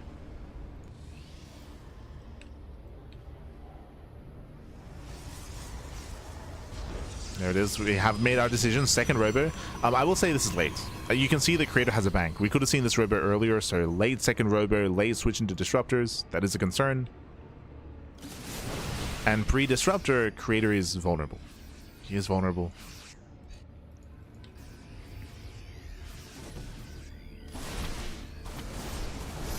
So run by attempts to distract. No major damage, just an annoyance. Distracting Maru. Again, giving Creator some time here to build up his Disruptors. He has a 1 so far. Let's go 1 Disruptor. Here comes Maru. Zealot once again distracts. Maru's pushing in. We do have another Zealot around by the right hand side.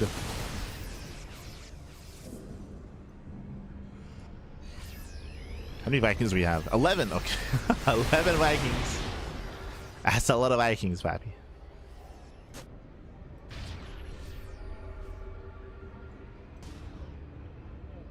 So I'll say do try to sit by, but oof. Michaels to catch him. Maru turns everything around though. Okay. For a moment did turn everything around. Storm is not ready. High Templar, they do get some feedbacks. There's 1 Ghost left with energy. So we get some decent feedbacks. There's going to be 1 EMP.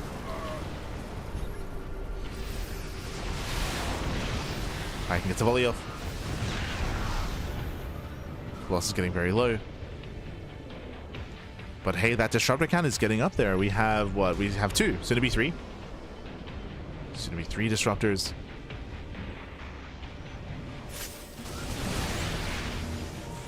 That does clip the army. Meanwhile, Maru, his own fusion core is done. We have advanced ballistics on the way. Liberators are in production. But that window, that timing where Creator had only one disruptor, even 0 disruptors, I mean, that's closing. That's closing, and Creator is slowly refining his army. It's getting better and better. Storm is almost done as well. And Maru, that window is coming and going. Like, he's missed his timing. Maru now has to pull away. Pulls away. He's throwing down 5 CC. We're gonna be here for a while, Pappy. 5 CCs being thrown down. Meanwhile, Stargate for Creator. So we're now thinking about the late game. Maru's working on Mass Liberator. And meanwhile, Creator is thinking about Sky Toss. He's thinking about Tempest.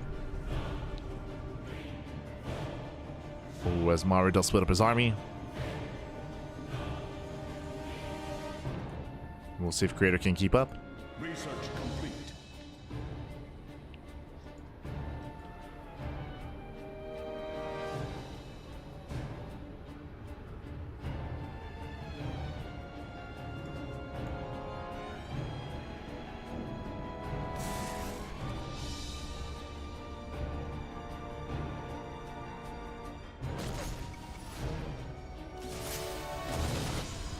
Again, Maru is scanning. I don't think he sees the second Stargate and the Fleet Beacon. Yeah, not yet. They're a little bit further back. But again, Creator is getting ready for his Tempest, getting ready for his mothership. We're still just posturing. And Maru, he might find a base.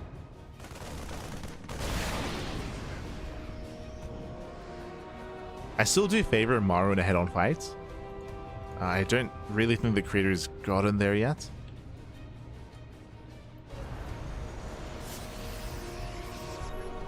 But Maru taking it slow.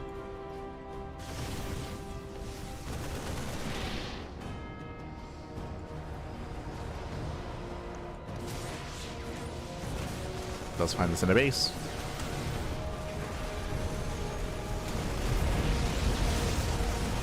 And looks like Maru, he will kill the expansion. Now, the scariest thing about what's happening here between these two players is that Maru, his bases are being left untouched. Typically, the Terran player has to fight pretty hard for their 4th, 5th, and 6th base.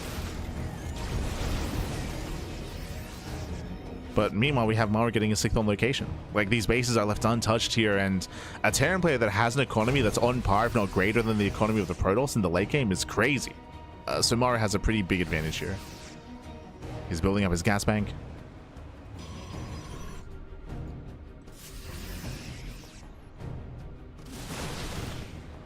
Creator now working on Tempest. He's working on it.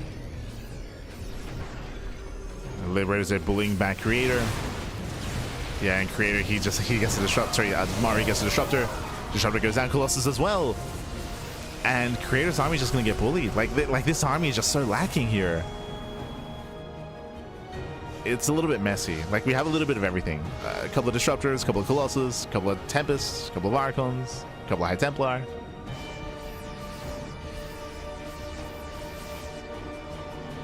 But there's no counterattacks, there's no counter movements, there's no aggression, there's no denial of these fringe bases.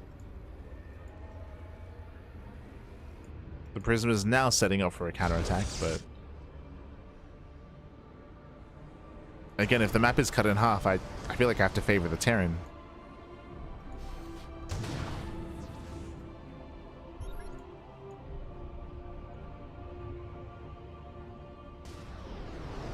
Traditionally, the advantage of Protoss and PvT is their ability to gain map control and contain the Terran on a lower base count, but that's not happening here.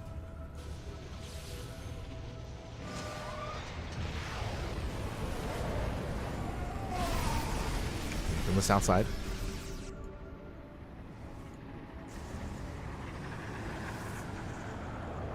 We'll get a couple of probes. Yeah, 4 probes going down. The Liberators are pushing forward. They can just bully that ground army. Meanwhile, we've built up to 5 Tempest. Doesn't connect. Nice Storm. Very nice Storm. Jesus. Maru does take the entire Storm to the face, but he's chasing. It does go for the dive. Does focus on the Archons. No more Storms. No more splash damage. There's one Colossus. Oh, I say that. Another storm lands.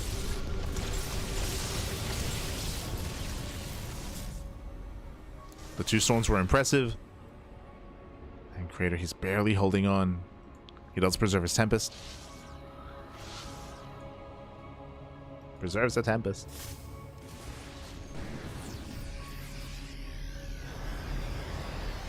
And he's being given some time. Meanwhile, a big shout out to Holy Line 23 in the chat. God, baby God. Thank you so much. Thank you so much for subscribing for 36 months. 3 years, baby. 3 years of support. Thank you so much with your trying. Thank you. Thank you. We do appreciate it. We appreciate it. Este Holy Line.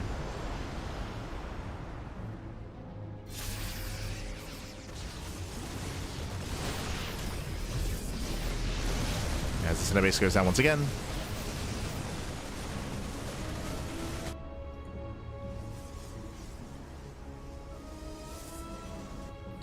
Now, what I will say is the Creator, he's now building up his Tempest count. Like, his Tempest count is getting quite high. His Mothership is on the way. Does catch the Ghost.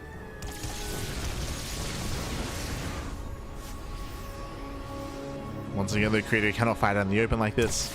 He has to get out of here. He does pull away to the cannons, but there's not enough shield batteries. One Tempest goes down. He's getting caught. Yeah, the Vikings, they can just give chase. They hunt down the Tempest. 1, 2, 3 Tempests go down. And with that, Maru, he snowballs out of control. He snowballs out of control, breaks through the main army. Now going for the Mothership. At the same time, we do have some DT counterattacks here. Okay, 23 SCV kills.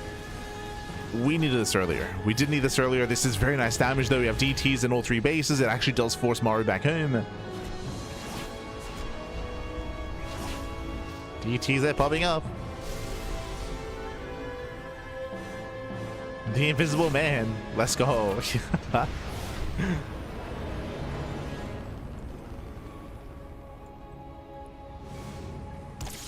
Oh, does deny the nuke. Nuke is denied. Maru, he just F2s everything back into his main. And that does create an opening. Creator can start pushing. Start pushing forward. It doesn't achieve too much though.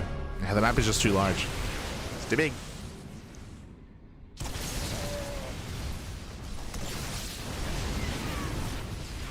Does get a couple of free shots off here on the Vikings. Oof. Yeah, does try to, but there are just so many Vikings. They reset the Sky Toss. Sky Toss army goes down. We have Mass Stalker coming in instead. Okay, switching into his ground army. Tries to overwhelm, but there's just still so many ghosts. So many ghosts left over. No detection. Ghost A pop off. He scans for the observer just in case. But again, there's no detection. Up. Creator though with the Zealot Warpins. He's got 2k minerals. Tries to warp in those Zealots. Again, still can't see those ghosts.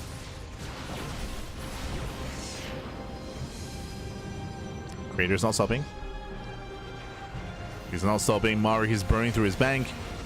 He's got a lot of supply in medevacs. Diving on the ghost once again. Waiting on top of the Liberators. Does get 1, 2, 3 Liberators, but he gets punished. Yeah, he gets punished. GG gets called. The army stims and he wins. And Maru, he will take game number 1. Whew. GG. GG, well played. A very messy, really awkward game 1 is what I will say. Again, it did feel like Creator was on the back foot for the majority of this game, where he just couldn't stop Maru from expanding. Like, Maru, he was able to expand, perfect his army, build up a bank as well, build up his side of the map. It felt like a really passive, really tame Creator. Of course, there was a nice moment with his DTs, right? His DTs did do a lot of critical damage, but that was what, 20 minutes in? Like that was that was very late. It was very, very late. Unfortunately, up until that point, it's like he was kind of being bullied and being forced back. He wasn't really able to go for any kind of run bys or counterattacks. It was just a really awkward position there for Creator as Maru had map control. GG. GG, well played. Whew. With that, we're now going to be getting into game number 2. Going to be loading into Tourmaline. Let's go. Let us go. Likewise, we had a bit of an awkward transition into Sky Toss and into Tempest as well. Was a little more awkward. Now let's go. So getting into game 2 and spawning in the bottom left-hand corner of Tourmaline, we have the South Korean Terran player. We have the Red Terran representing Team Vitality, leading the series 1-0. It is Maru. And spawning in the top right-hand corner, we have his opponents. We have the South Korean Protoss player. We have the Blue Protoss. It is a Creator. And I feel like this is where the styles of our players are clashing a little bit here, and it's favoring Maru. Traditionally, we do bring this up from time to time whenever we cast Creator, but Creator, he's, I would say, probably the most tame and the most macro of all the Korean Protosses. I'm referring to Hero, Classic, and Zaun, right? I'm referring to, and even Nightmare as well. I'm referring to the other top Korean Protosses, and they're often a lot more aggressive, they're often a lot more assertive, and a lot more confident in their play, and they're very in the face of their opponents. Creator, even though he can be aggressive in his own way, that is true. Like he's not like Showtime. He's not that extreme. Showtime in his prime, especially. He's not that extreme when it comes to how defensive and how passive he is. But he's like the most defensive and the most passive out of all the other Korean players, which I mean might not be saying too much because of how aggressive they are, right? That they, especially like Hero and Classic, for example, they skew things a little bit more in that direction.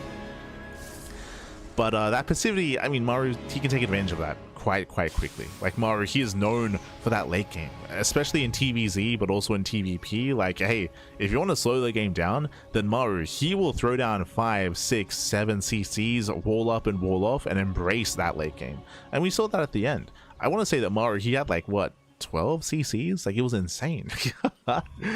Just so he can work on all those mules, just so he can protect his army. Even though Maru, he was aggressive last game early on, like, he is more than happy to embrace a longer game. More than happy. But now, double gas. Once again, double gas opener out of Maru, going for a faster factory. We saw this last game as well. If you remember last game, this led into an early second racks, third racks, eBay, and +1 timing attack, which did kill 9 probes. We'll see if Maru goes to the same build again.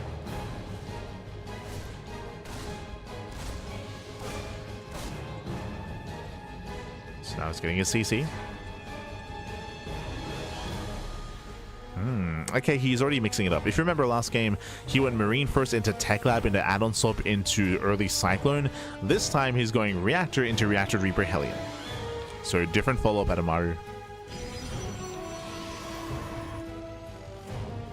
We saw this in Game 5 of Clem versus Trigger, if you recall, where committing this hard into Reaper Hellion means that the pressure is on the Terran player to find some damage with this. We'll see when he stops. But typically 3 Reapers and 2 Hellions is what we're looking for. Yep, there it is. Maru does move out. Maru going for a... Okay, so I like how we're shifting gears here. This was a very tech-heavy and aggressive start, true, and he does open up Reaper Hellion, but bam, after the Reaper Hellion, 3rd CC. Very fast 3rd CC here by Maru, so Maru, he's kind of masking, is hiding his greedy build off of an aggressive opener. And if a Creator is passive, if he's defensive, which we were kind of alluding to his playstyle, then Maru, he will get away with a boosted economy with a stronger mid-game. So the pressure's on Creator to be aggressive. To be aggressive, to move out, to apply pressure. The pressure is on. Now behind this, we do have 2 more gates in the main. So 3 gates in the main base. We have a Robo with the natural, so 3-gate blink. 3-gate blink out of Creator. And again, he needs to be active.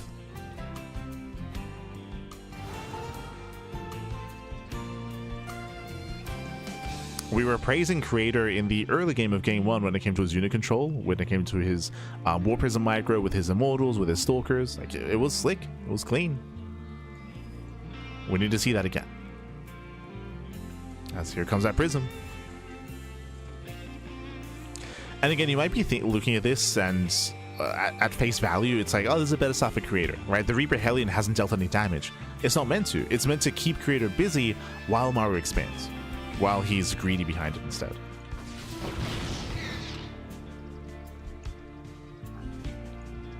First Hellion goes down, and Creator is moving out. And can Creator break Maru back at home? What do we have to defend? One tank on the low ground with a bunker. Meanwhile, the main base, there's no tank. Yeah, there's no tank. We went for an add-on swap at the earlier stim, so no second tank. The main base is vulnerable. What are we going for? Tank is revealed. Diving on the tank. Does two-shot. Tank goes down, pulls away. So far, a nice pick up here by Creator. He can now rotate into the main base. Remember, there is no second tank.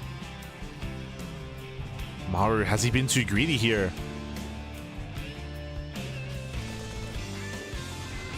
Pokes in, sees a setup, pulls away, rotates to the low ground. There is still a bunker. I'm just getting a couple of SCVs. Oof. Losing a Stalker. Not ideal. Dallas is a Stalker. As Creator's applying pressure, getting his own third.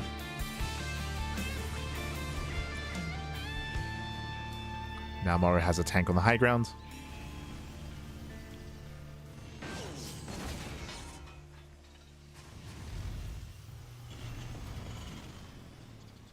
And Creator, did he see the CC? He did. Okay, he's aware. Okay, he's aware of the faster command center. And even though Creator isn't really doing too much damage here, he's containing, right? He's containing, he's delaying Maru from expanding. That's what's important. Picks off 3 Marines. Behind this, Bay's on the way for Colossus. Charge, Gateway Explosion.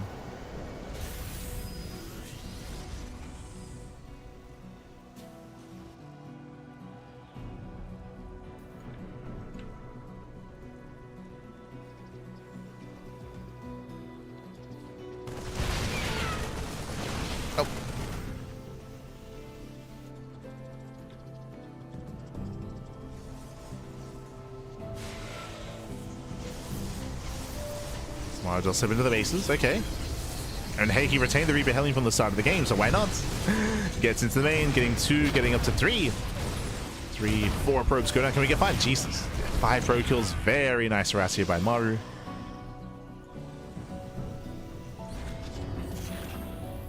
In the end, the early Reaper Hellion did pay for itself. And now Maru can expand. Oh, as it looks like there was a bit of a lag. No, Bratok. Looks like Bratok did lag out.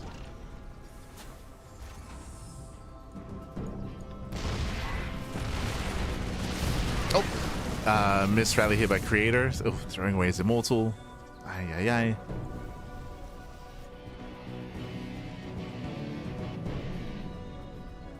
And Maru, he's got his third. Now, at least Creator's already working on his 4th base. His 4th base is already getting up and running, so it's keeping up with Maru.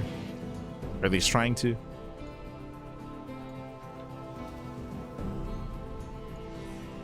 Oh, true. This 3rd base is very open. We didn't even get to speak on the map itself, but yes, this map does have a very open 3rd. Soldiers on the left-hand side. Creator gearing up on the right, and Creator, he might just be able to break the 3rd. What do we have to defend? We have some SimCity here. There are 2 tanks. Ooh, miss rally. Miss pathing. Bleeding out a couple of Stalkers. Creator is going in though. He wants those tanks. They're exposed. And he should get 1. Yeah, 1 tank goes down instantly, going for the other. Not quite able to though. Yeah, Creator does pull back, does pull away. Trying to get out of range of the tank. And Maru holds. Maru, he does hold on. Creator, not so certain he can commit here. He's going for it though. He blinks in, gets a tank. Tank goes down. Colossus going ham here on the Marauders, but the Stalkers are punished. Yeah, Stalkers, big punish here. Marauders, they stem forward. They focus on the Stalkers. They focus on the Colossus as well. And this is not it. Yeah, this was not it for Creator. Ay, ay, ay, he will lose everything. Killing the first tank and backing off, I think, was fine, but committing it even harder into the army, into the tank, was crazy. And Creator falls behind. Creator, he lost most of his Stalkers. He lost a Colossus. You can see Creator plummeted in army supply. Now, Maru, he doesn't have enough to counterattack, but Maru is ahead. 100%. Maru is ahead. And he's just gonna chill. He's just gonna chill, turtle up, and hopefully not max out and not wait to max out, but for the most part, like the correct thing to do is just chill. Just chill, expand. Maru is ahead economically. It's up in workers plus mules. Now, what does Creator have to work with? He's got his 3 Colossi. True. He's got 3 Colossi. He's now working towards Storm. Temple Archives into Storm, into High Templar.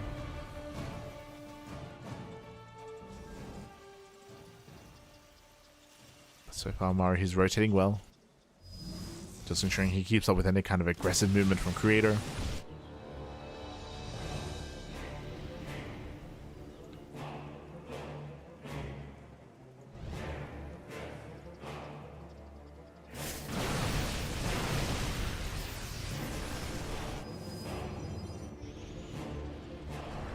Oh, and now he's pushing. I mean, Maru, he's almost maxed. He's almost maxed out. How many Vikings does he have? 8. 8 Vikings up against 3 Colossi.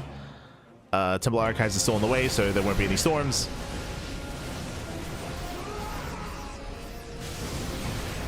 Vikings, they move in. Yeah, they push forward, and they should get one of the Colossus. Does get one. And likewise, Zealots, they just melt against the Bio Army. Not enough Vikings for the other Colossus, though. Creator, he's... can he hold on? Can he hold? He is. Creator, he barely holds on here, but it cost him a lot of his army. And Maru's still rallying. That's the scary thing here about Tourmaline. The rush distance is so short. He's just still rallying across the map. He knows how close he is to breaking Creator. He's close. Oh, nice juggling. Nice juggling. Preserves a Colossus. Has a lot of extra swipes going up. Okay. Oh my god. I spoke too soon as both Colossus still go down. That was impressive control though. Creator, he survived the attack. He survived. He's holding on.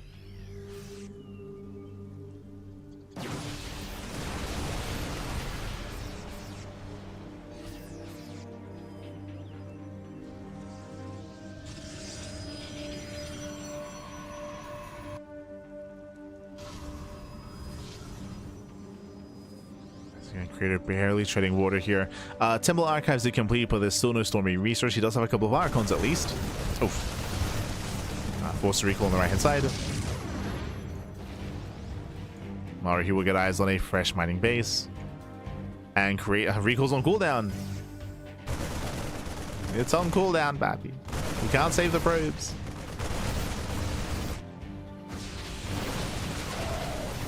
And with that 15 probes go down, ay, ay, ay. Losing 15 probes, losing the expansion as well.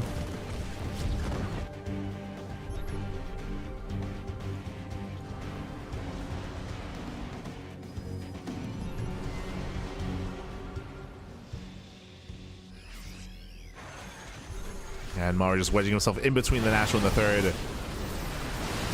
Forcing the army to engage. Oof, punishing the Stalkers.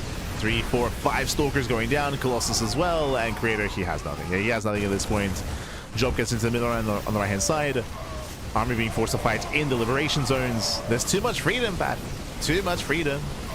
Yeah, drag through the freedom zones. Another base goes down. Now losing the 4th. And Creator, he, I guess, commits. I mean, he's all in.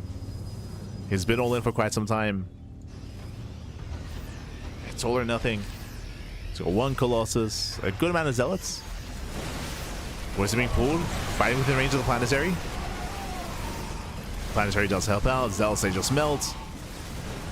And this army just so fragile. GG gets called. Maru, he will take a 2-0 lead in the series. GG. Whew, GG, well played. Again, we did see a much more aggressive Creator. That is true. We saw Maru be hyper greedy early on, going for the fast third base, and Creator, he was able to contain somewhat, able to apply some pressure. But we spoke about it at the time. Creator, he did make a decision here. He did make the like a split-second decision to push into the third base. I'm referring to the moments when he saw the tanks were exposed. He moved in, he killed 1 tank, then he backed off. That was fine.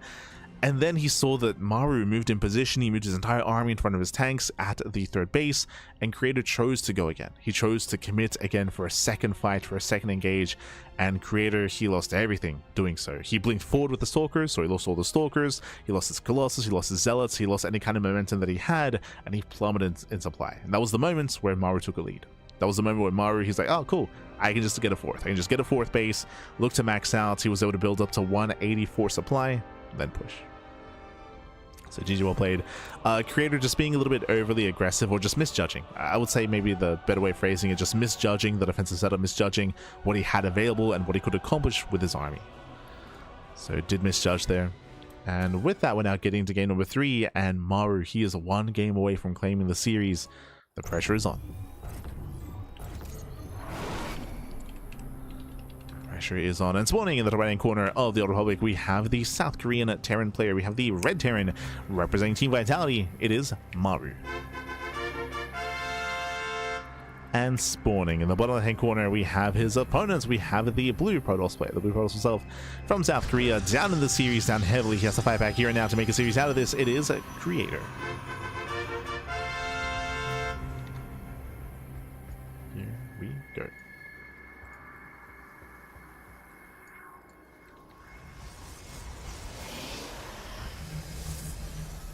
Just catching up with the chat.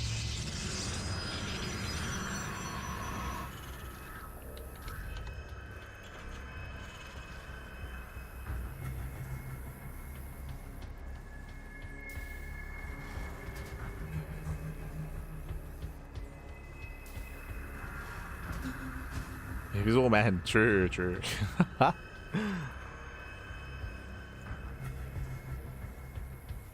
Walls of Brattok. It's a great old school game. I'm unfamiliar. But much love to Brattok. Papa Brattok. That's a good guy.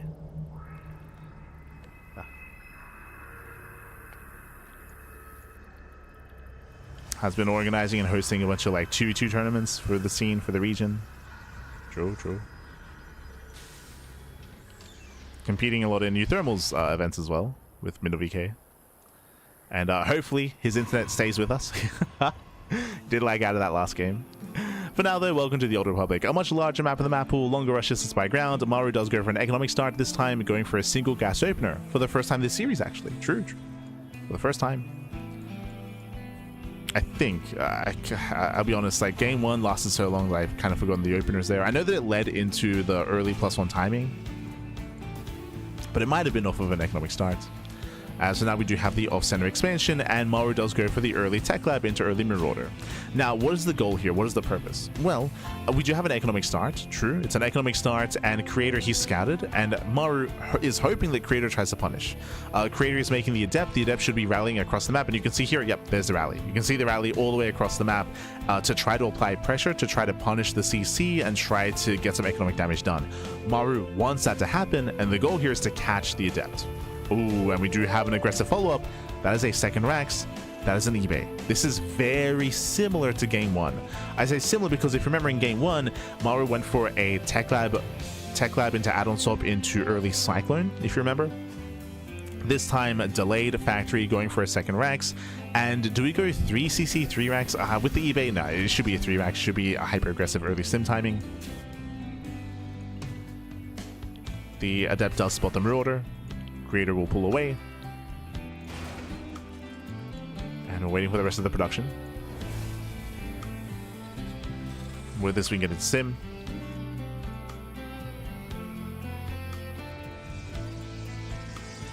And Creator, he hasn't seen anything yet.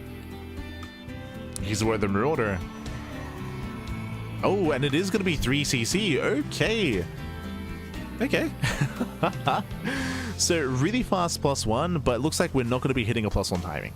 So just really fast upgrades here by Maru into a very fast 3rd CC, similar to last game. Meanwhile, Creator going 4-gate blink. Okay, I'm on board. 4-gate blink Stalker, hyper aggression out of Creator, and this is meant to punish. This should punish, actually. If you're curious what's happening here, so Maru is cutting corners. Maru, he's rushing into stim, rushing into combat shields, rushing into stim, combat shields, +1, 3rd CC.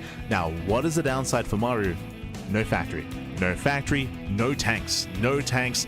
Delayed factory here. So the defensive setup is quite weak. It's a very, very weak, very fragile defensive setup. Meanwhile, Creator's being hyper aggressive with 4 Gapeling Stalker. So Creator's going to move out. And what is it to defend? There's going to be Marauders, true, but there's going to be no tanks. There's going to be one bunker on the low ground. There's going to be an opening here in the main. It's going to be very difficult defense here for Maru because of his greed up against the hyper aggressive build of Creator. And here comes Creator. He's moving out. Now Creator, he still doesn't really know what he's up against, so you can see he's in position, or he was in position to deal with Widowmine drops. But here comes the push.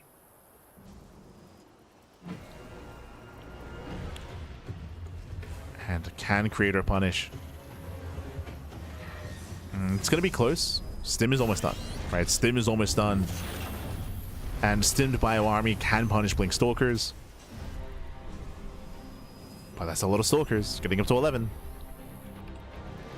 11 Stalkers moving in. Do we head into the main? Do we head into the natural? Stim is almost done. And Creator, he sees no tank. Yeah, he does spot no tank. Dives into the main base. He gets 1, he gets 2, he gets 2, he gets all 3 Marauders before Stim. Massive pickoffs.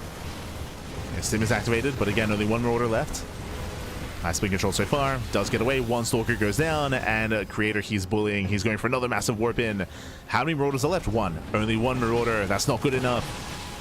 Mass Marine cannot trade well against all these Stalkers. Mars in danger. Now gets a second Marauder. Oh, down to 1. A nice target firing at a Creator. There's 1 Marauder left. That's the backbone of the army. Just the 1 gets focused down. 0. 0 Marauders left. Only Marines. And Creator can just bully this. He can just bully this army. Pure Marine to defend. And with that, Creator, he's done it. He's done it. He has punished Maru. We will have a series. We will have a back and forth. All the boys are being pulled. Critical economic damage.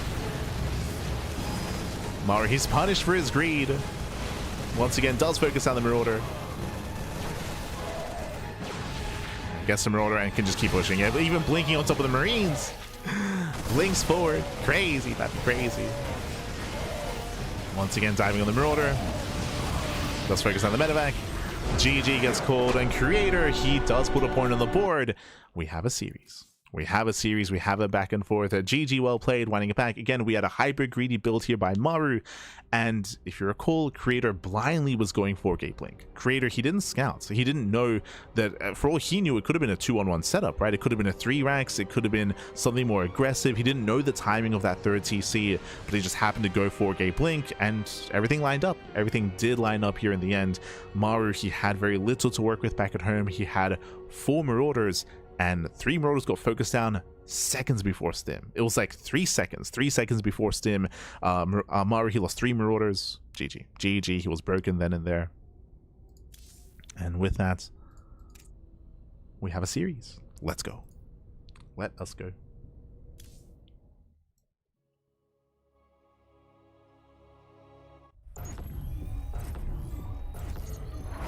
So we're now getting into our next game and spawning in the bottom right hand corner here of Ruby Rock.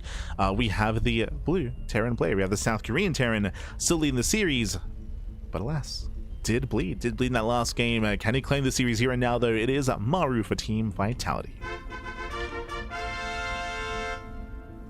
And spawning in the top left hand corner, we have his opponents. We have the blue Protoss player, the blue Protoss himself from South Korea, putting a point on the board. Fighting back, it is Creator.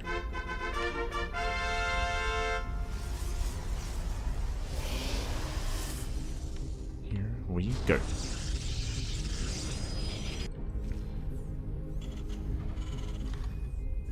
I really like Maru's style. He's so calm and collected, never overextends. Yeah, for the most part, I mean, we kind of alluded to it. I believe that's in reference to not last game, but the game before that, the later game state on Tourmaline, if you recall. That can sometimes work against him. You're referring to Maru's willingness to like get a lead and then slow things down and get another expansion, get a third base, build up and get further ahead.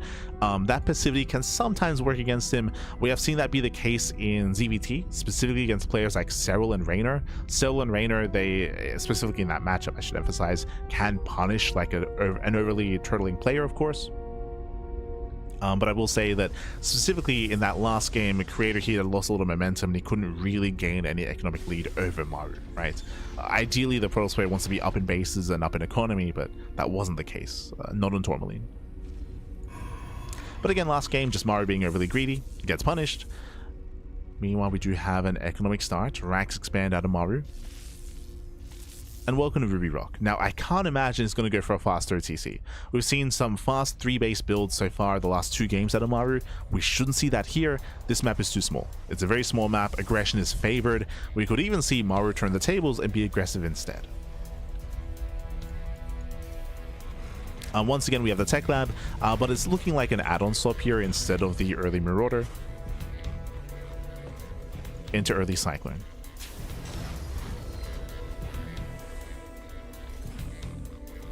Yep, it is. Add-on swap into Cyclone. This is the second time we've seen this opener so far to Maru this series. Second time. We had this in game 1, if you recall. It's game 1. Meanwhile, Creator getting his own Twilight Council into Blink. How many gateways? We'll keep an eye on Creator. 2-gate, 3-gate, or 4-gate Blink Stalker. Because of the map itself, I would imagine we're at least going to go up to 3. I feel like 2-gate Blink is very, very risky here on Ruby Rock. Very risky.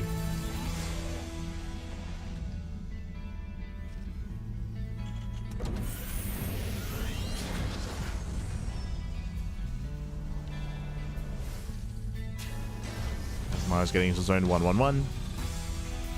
Now, in that first game, we did see... Oh, that's right. I'm actually thinking of Clem series, but we could see another Tech Lab here, another add-on. So for now, we have our safety Cyclone. Oh, okay. Into Mind Drop. Into his Mind Drop. Meanwhile, Creator back at home, he's getting a second gateway. So far, 2-gate Blink. So far.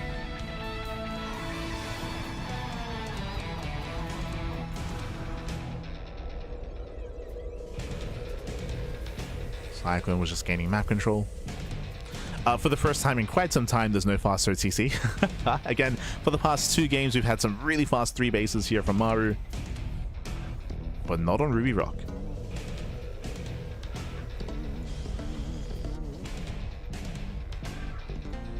Okay, it does keep the Tech Lab on the factory, getting to his tanks. Moves out with a singular Widow Mine for his drop.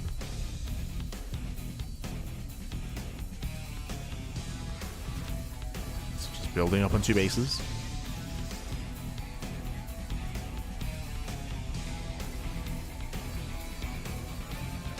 We see the Creator, he's getting another gateway, so he's playing safe, 3-gate Blink. And I was curious if this was going to be for an add-on, so the answer is no. We do have Tank Banshee. This is actually very similar and very reminiscent to Game 5 of Clem versus Trigger. Maru is going for a very committed push. Very committed. Remember, no Cloak Banshee, no stim, no upgrades, no add-ons. I should say no stim, no combat shield, no concussive shell, no +1. Just pure DPS here. Mass Marine, Tank Banshee. It's going to hit hard. The goal would be to lay siege upon the natural and get within range of the pylons. Specifically, get within range of the robo. If he can siege up within range, then he can end the game. The boys are being pulled. 2-base all in. 2-base all in out of Maru. Can he get on top of that natural? Remember, because of lack of bio upgrades, if Creator survives this, then Creator will take a lead. He will get ahead. And there's a reason why this is an all-in.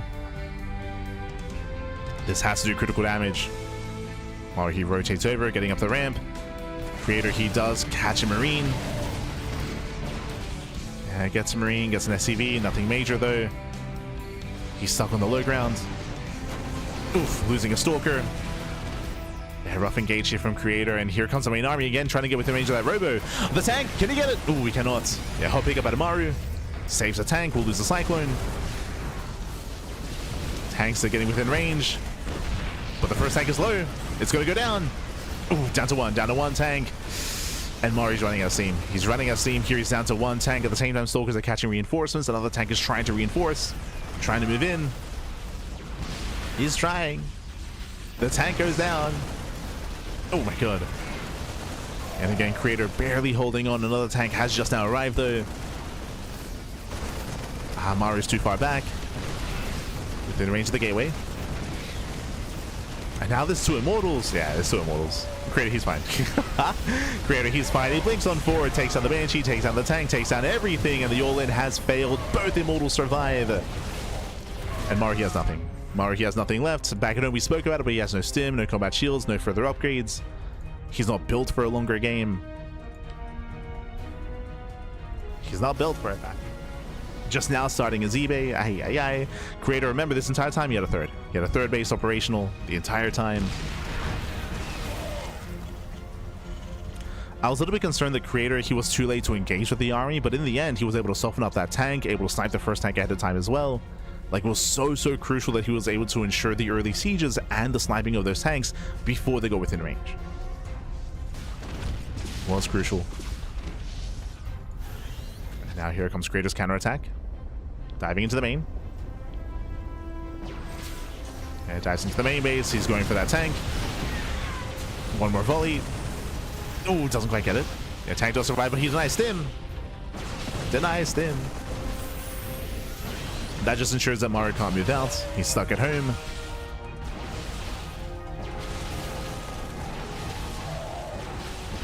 Still stuck at home. Immortals are going in. Oh. Need to take a massive shot to the face. The Banshee's still being active. Still being annoying.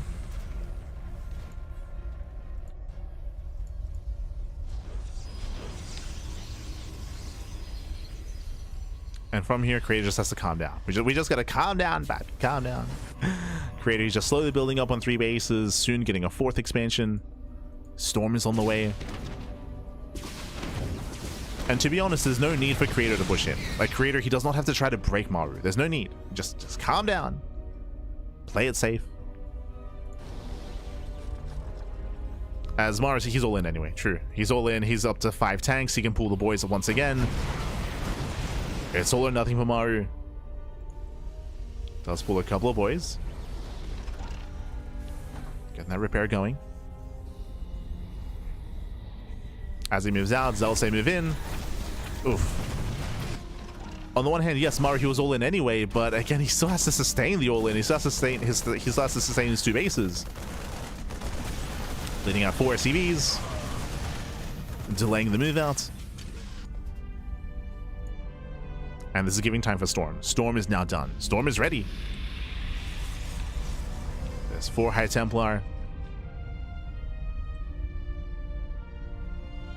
Creator, he's engaging ahead of time.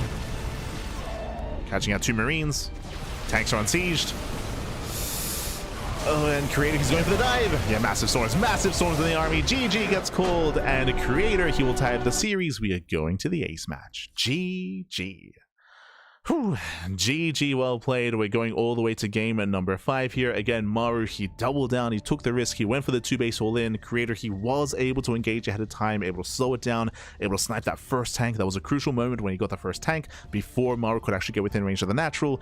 And again, the tanks that were the backbone of that army. Remember, there's no stim, there's no upgrades for the bio army, so it's all about those tanks. The first one went down early, second one was out of range. GG. GG, well played. Whew, Creator, he handled that well. He handled that well enough to shut down the army, shut down the all-in, and now we're going all the way to the ace match. Let's go. Let us go. We're going to game 5, and this can still go either way. This can go either way. We're going to be loading into one of the larger maps in the map pool. Going to be loading into White Rabbit.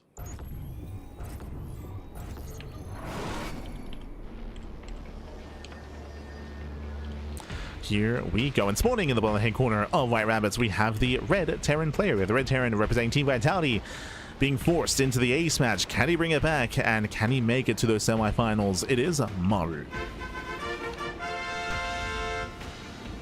And spawning in the top right hand corner, we have his opponents. We have the blue Protoss player, the South Korean Protoss, fighting back. He was down 2-0, by the way. He was down 2-0, and he's brought us all the way to the ace match. It is a Creator. Are you saying he's built different then? I did catch myself. I did. I did notice I said that. That was in a negative context, though. That was.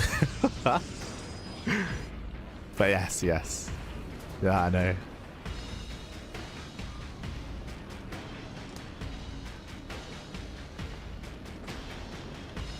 So in chat, wow, Creator has gotten better. I mean, specifically over the past, if you've been watching Creator over the past month, maybe 2 months, over the past 2 months, Creator, he's been getting some really good results in the OSC championships, in online weekly tournaments. Creator, he has been, didn't he make it to the finals against Classic and KSL like 3 weeks ago? But again, like Creator, he's been doing really well for himself in recent month.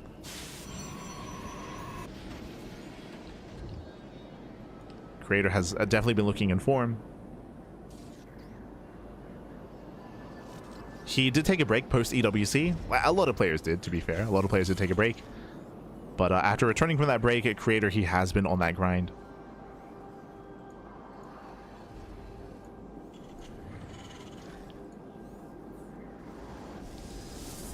So now we do have Maru going for a ranks expand.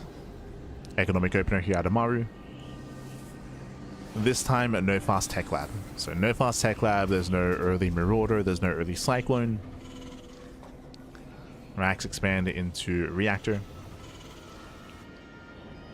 And again, welcome to White Rabbits. This is one of the larger maps in the map pool. Because of this, all-ins are not really favored. So we did see an all-in last game out of Maru. Makes sense on Ruby Rock. We shouldn't be seeing an all-in here. Not on White Rabbits. It'd be quite risky. Quite risky. So we're expecting something more economic, potentially even a faster third CC. Meanwhile, we're expecting Creator to cut some corners and potentially stay on a lower gateway count. We'll see.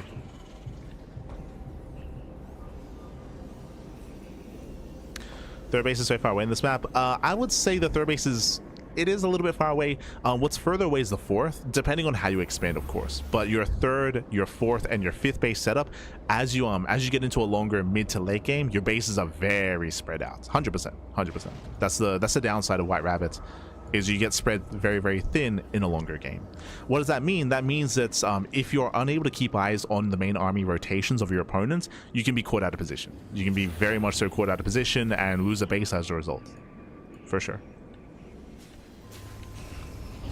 So map vision and map awareness is crucial if you get into a macro game, just to make sure you're always keeping up with your opponent's movements and making sure you're in position when it comes to their main army, depending on who's the defender. For sure.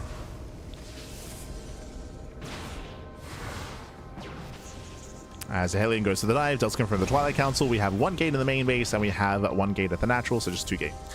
2 gate Blink building up into 3 bases. Meanwhile, back at home, we have Maru just building up into his bio tank. It's being somewhat active here, but is for the most part building up in towards the mid game.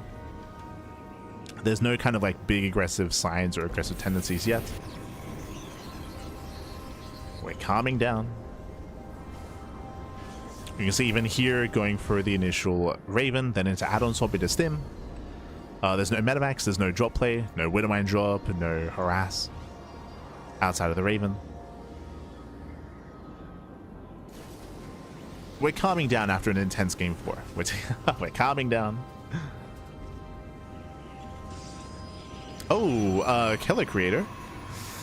So as we're coming down, Creator, he does go for a 3rd gateway and he goes for the Bay as well on 2 bases.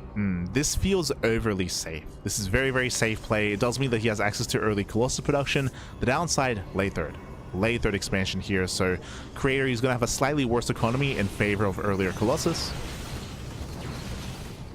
Stalkers, they do snipe the Raven. Oh, that should not have happened. Yeah, the Raven goes down. A nice pickoff here by Creator. Maru does overextend. So we have a bit of a give and take. Here. Now, I'm a little bit concerned. Yeah, there we go. I was going to say I'm a little bit concerned for Creator's build of choice just because it feels like Maru's expanding, and he is. Like, 3rd CC is on the way, so Maru's building up in towards the mid game. Now, there's a chance, there is potential that maybe Creator does go for an earlier Colossus timing, in the sense that he actually does decide to move out with like 2-3 Colossus. That is going to be available to him, for sure. But now, though, we're still just building up. Tanks are sieged.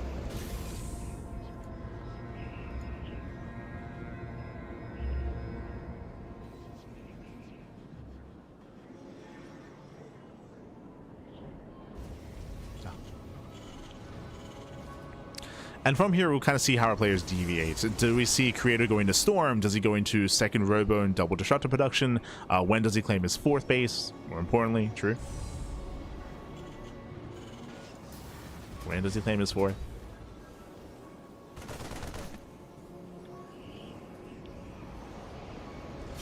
As we're kind of expecting a much more passive mid-game here. Now, we might see Maru just turtle up and build up to 4 bases. When it comes to the 4-base setup in TVP, typically the Terran player wants to expand in the center of the map. We just spoke earlier how spread out the bases can be. That is true, but that's also why you typically want to take these 2 bases next to each other. They're a little bit more centralized. You can knock down these rocks, and you can just park your army here in the center and then respond when need be, when given time, thanks to your sensor towers. So we could just see Maru turtle up. We just see him turtle up. For now, claiming his linear third. Again, his 4th base should be a little bit further forward once we get there. Yeah, it's right now.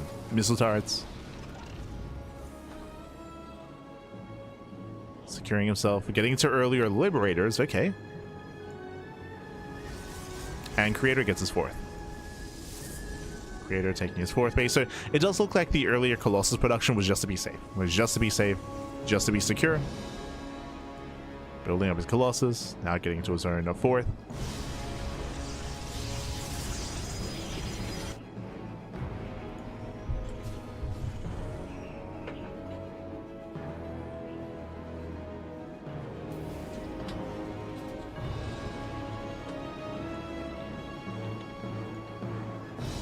And from here, a Creator should not push in. As we mentioned before, like the goal is just turtle up. We have a wall of turrets, a wall of tanks, sensor towers, missile turrets, depots, all going to be thrown down. Maru's goal is to slowly get a 4th base and max out. You can see he's getting an eBay, armory as well. I'm going to be concerned if a Creator tries to push in. Again, Maru, he's ready, by the way. Like, we got 5 spread out tanks. 5 tanks, 2 Liberators, missile turret. Creator, he's warping in. It's a bold move. Not saying that he can't break this position, but it's going to be hard. It's going to be difficult. And I don't know if we really need to do this. Okay, nice positioning though. He does rotate over. Getting on top of the ramp. Does commit. Does get one, does get both Liberators. Oh god, but the siege line is too good. Yeah, the siege line is too strong, and Creator, this was not worth it. At the same time, he does slip into the mineral line, gets 9 SCV kills. Oh my god, does force some friendly fire. Okay. 11 SCVs. Not bad. But we gotta calm down. Like, this was a nice distraction, nice economic damage. We gotta calm down. Oh, making his way into the main. Okay, Maru's out of position. All his tanks are here at the 3rd. Tanks are in the 3rd base. Creator, he does find an opening, but he gets punished. Yeah, Creator gets punished. There's potential here for sure. But Maru's repositioning. Creator rotating over. Once again, there is an opening here. Going for the tanks. Creator, he goes for the dive. He will get 2, maybe 3 tanks. Yeah, 2, 3, 4 tanks going down.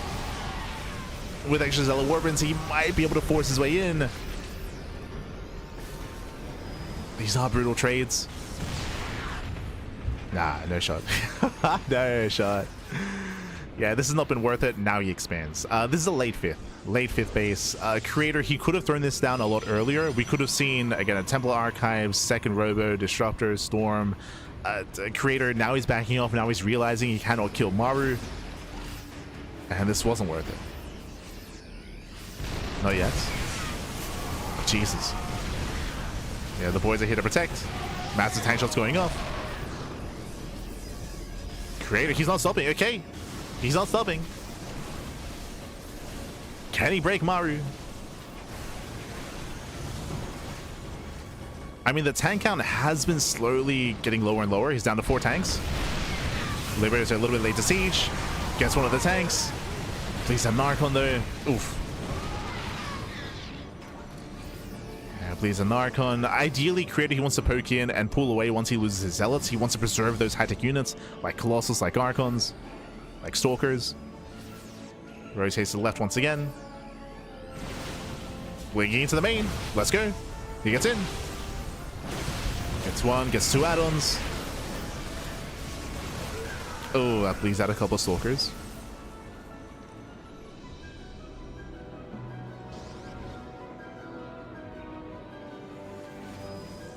It does bleed out 3 Stalkers. Did snipe one of the Ghosts. Once again, Creator rotating. Now, what Creator is doing here is okay as long as Maru doesn't expand. If Maru never gets a 4th base, then Creator, he can afford to trade, even trade a little bit inefficiently here. As Creator's getting a 5th expansion and ideally taking up.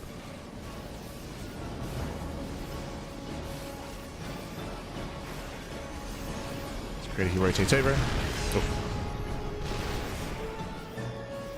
He's trying to at least. Again, very nice SimCity here at the 3rd. And Maru's almost maxed. Oh boy, he's almost maxed out. And I would say that Maru, he's building up into a superior composition. Now we finally... Second Robo. Second Robo is on the way. Storm finally begins as well. Again, all this tech that we're seeing here, it did fall by the wayside because Creator was hoping he could end the game. He was hoping he could kill, and because he failed to kill, a lot of this tech, a lot of these upgrades are delayed. Again, the initial push was fine. If you remember, when he killed 11 SCVs, when he went in, when he killed 11 SCVs, that was perfectly fine. That was good. But I just kept trying to force the issue. In the end, it was not worth it. Now Maru's maxed out.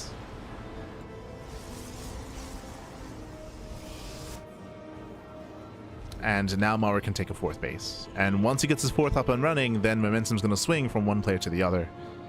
Swing in favor of Maru.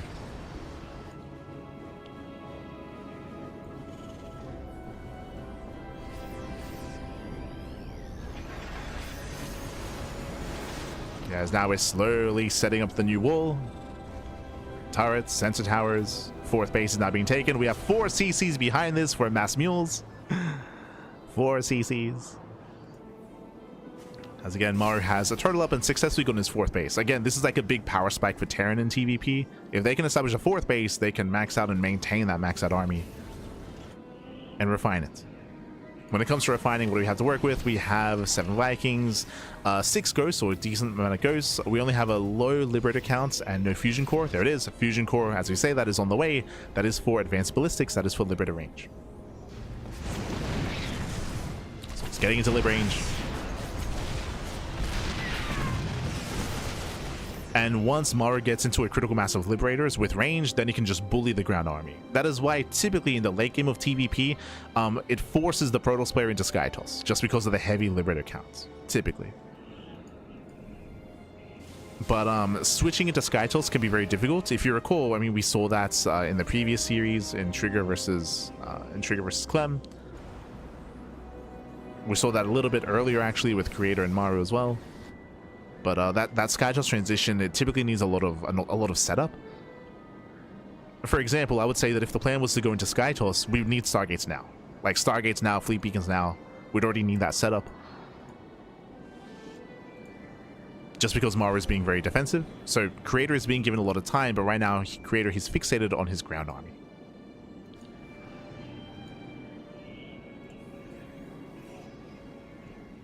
Yeah, now we get the Stargate. This is late. Like, we needed this a little bit earlier. Just because it takes so long to build up your Tempest. I say a little bit. We just needed this earlier. Needed this earlier.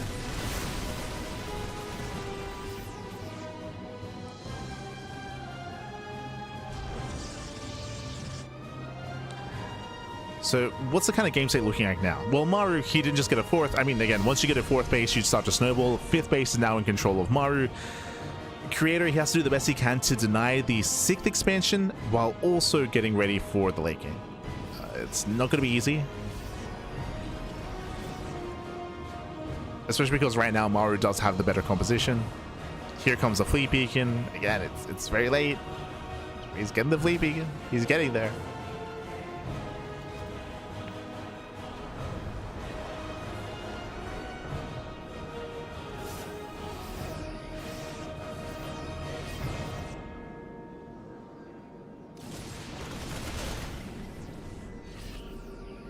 And here comes Maru. Yeah, Maru, he's maxed out. He's pushing.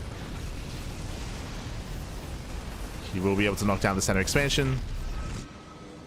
Creator, he gives up on it.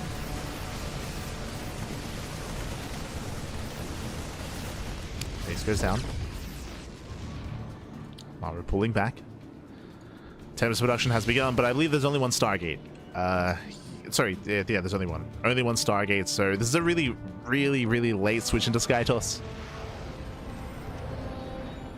Not just because of late tech, but also because there's only one Stargate. But he's getting there. Oh my god. Massive EMP. Snipes a High Templar. No observer. No detection. Oh god, he gets 2 Templar. Maru, calm down, Papi, calm down. Scans the main base. He sees the Tempest being built. I mean, Maru, he already has plenty of Vikings. He'll be killing his own tanks to make more Vikings. There we go, 4 Vikings on the way.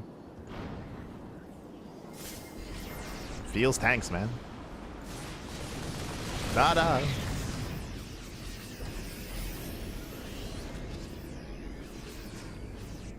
But yeah, at this point, like, tanks, they've been outscaled. Like, we're done with tanks. It's all about Ghost of Viking Liberator. And even then, like, we're foregoing Liberators just because the attempt is switching to Skytoss. You could definitely argue that we are lacking Libso. Like, we could do with some more Liberators, for sure. Currently, there's only 2. Remember, the Skytoss, it's not really here. It's only 1 Tempest. It's only 1 back, only 1. Okay. The mind games. Is there a world where Maru kills all of his tanks and starts killing more of his own units and just makes too many Vikings and bam! There's no Skytoss, there's only 1 Tempest? Maybe. Can Creator get into his head? The problem is with scanning. Yeah, just mass scan, basically just map hacks. He sees everything and he's confirming. He's like, hey, how many Skytoss units do you have? It's like, where are you? What's your army looking like? He's moving in. He has no CCs where he can just scan the entire map.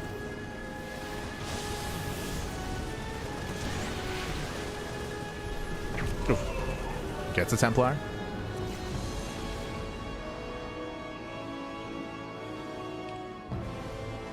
We got 15 orbitals. 15 back. It's a lot of scans. And Maru gets a 6th. We spoke earlier that Creator, his goal should be to deny the 6th base for as long as possible, but the 6th gets up and running. Again, Creator really does not have any map presence, is the issue. He has no map control.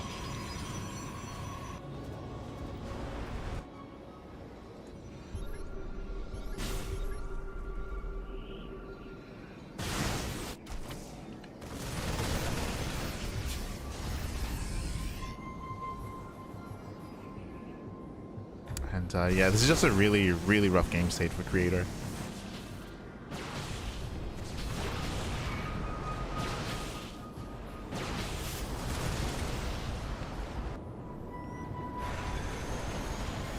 Maru's pushing forward. Once again, knocking down that center expansion.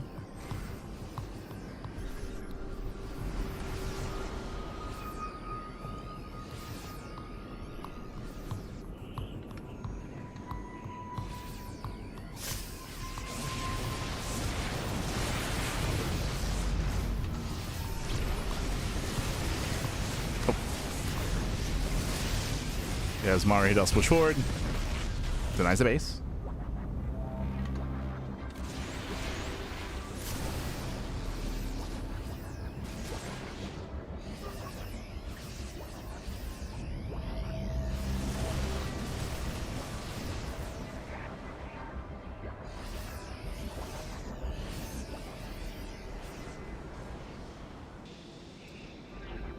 Center base, Maru rotating towards the left-hand side. Nuke will zone away. Hopefully no major connection. Uh-oh.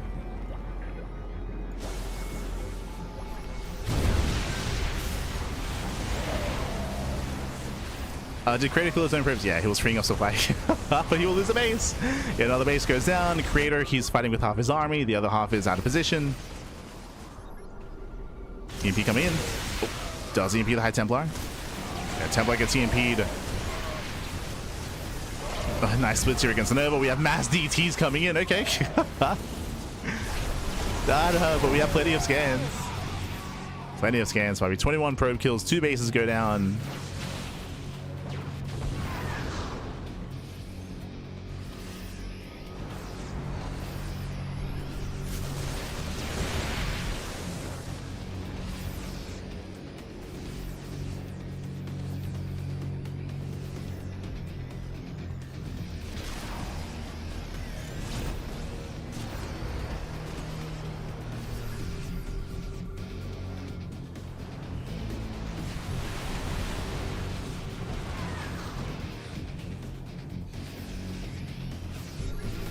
I mean, at least Creator, he does have a bank, true. Does have a massive bank to work with.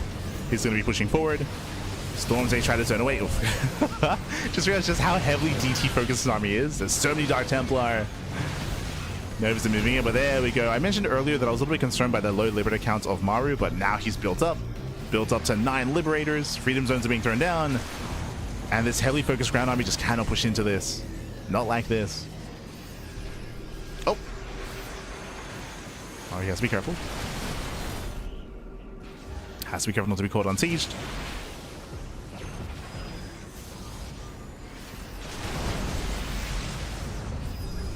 Catching out more Stalkers. We got some decent Novas towards the end. Decent Novas. Catching out 3 Ghosts.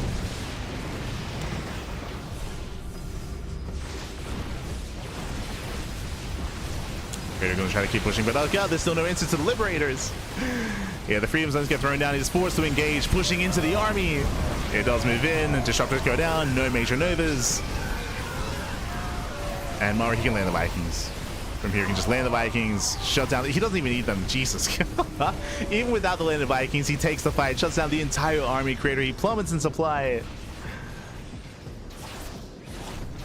He does plummet. Creator does have a bank, but so does Maru. Maru does keep on pushing.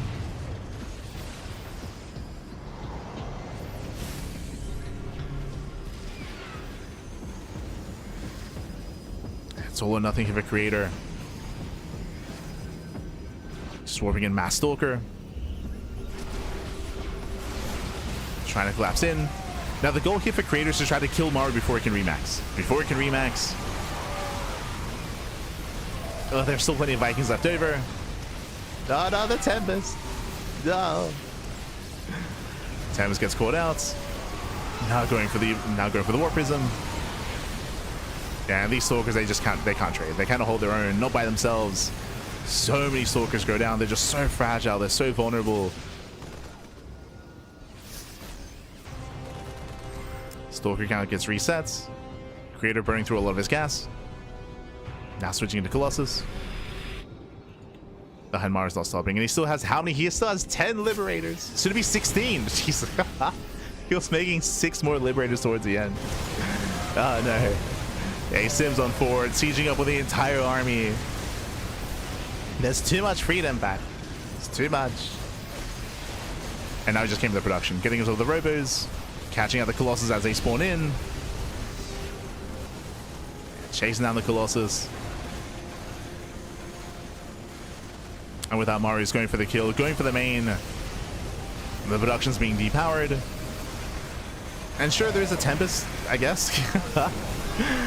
There's just too much to do, too much to achieve for just one Tempest. The Colossus, they go down one after the other. They just spawn in, they go down instantly, and Maru, he has done it. He breaks Creator. Again, shout out to Creator for making it all the way to the ace match, for bringing us a game 5, but GG gets called, and Maru, he will claim the series 3-2, advancing on to the semi-finals. GG. Whew. GG, well played, congratulations. Maru, he will claim the series. My condolences to Creator. Again, this is just a really rough final game. Winding it back, Creator, he initially had a decent start. We saw that he was able to apply some pressure, able to kill those 11 SCVs, but winding it back, if you remember, he did decide to commit and force his way into the sieged up army, into the defensive position, into the natural and third base.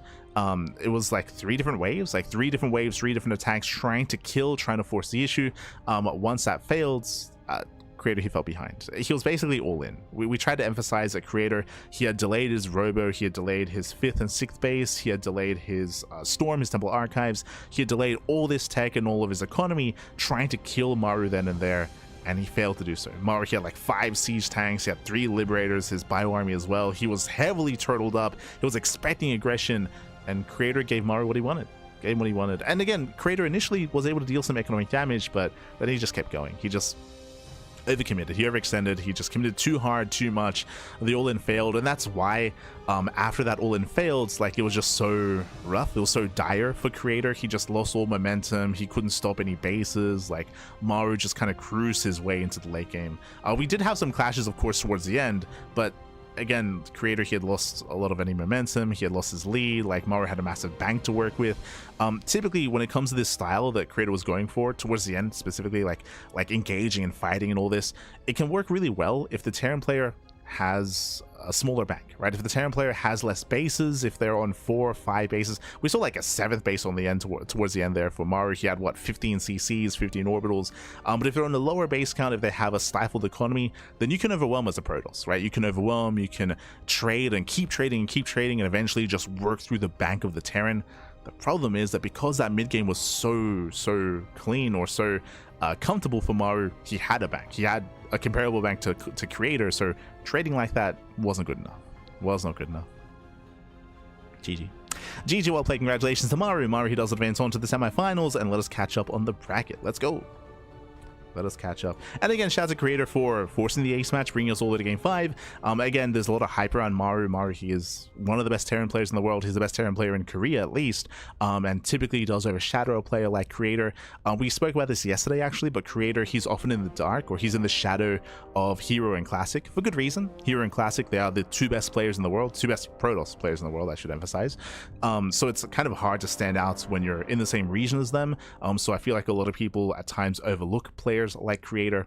He's a damn good player in his own right. And again, specifically over the past couple of weeks, he has been getting some really good results. Like Creator, he's been achieving a lot of good results. Even here, for example, Creator, he beat Classic in the group stage to make it to the playoffs, and even here, going to the ace match against Maru also bodes well. Like, Creator, he's been playing damn well.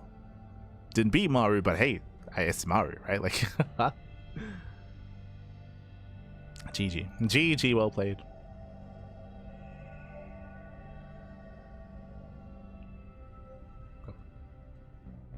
Let's go. Let us go. Just catching up. I'll be catching up. Now we just need Big Boy Partying to start playing again. Let's go, Creator. Didn't he join a team recently? Like a couple of months ago? Am I crazy? Did he join Streamer Zone? I remember he he joined Streamer Zone, and when that happened, it was like, oh, is he gonna start like streaming and playing again? And he just joined Stream Zone. He didn't play. Like, it's like, oh, okay.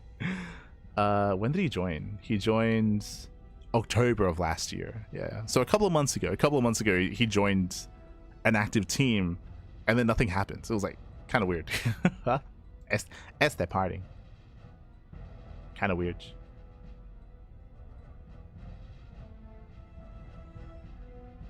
That is Terran unfavored. No, as you saw here and as we pointed out, it's like the 4-base setup is quite strong.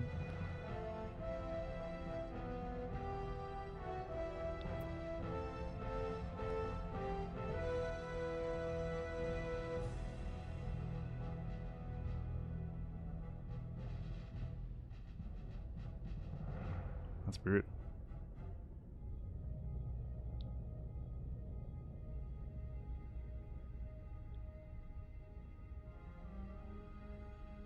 Did I have more kids shoot me? Oh, right, sorry. I saw like a weird comment in the chat, and I wasn't quite paying attention. It was a timeout, but if it was undeserved, I'll look at the logs. If it was undeserved, that kill will be fine.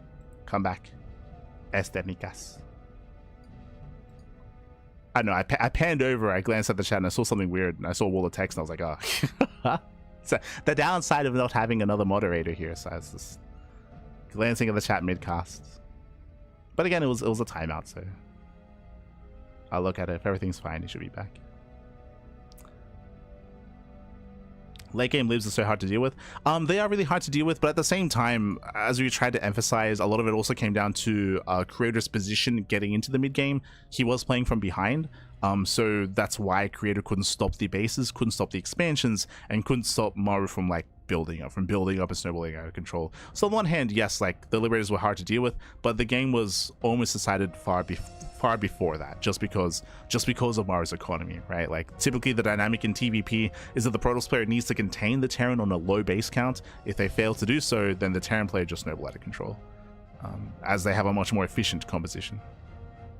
On top of that, if you remember, we also emphasized how Creator had a really late switch into Skytoss. Once you go into Mass Liberator, the way to deal with it is typically Tempest, right? So that switch into Tempest, that switch into Skytoss. But again, it was just a really, really rough kind of setup there for Creator. But GG. But GG, well played. With that, we are going to be wrapping up here for the time being. Going to be wrapping up for the morning. Un momento here.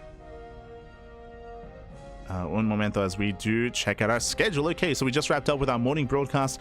We should be back this evening with the podcast. So the podcast is going to be returning this evening. We'll be going over all the results of this week's tournaments and all the news from this week as well.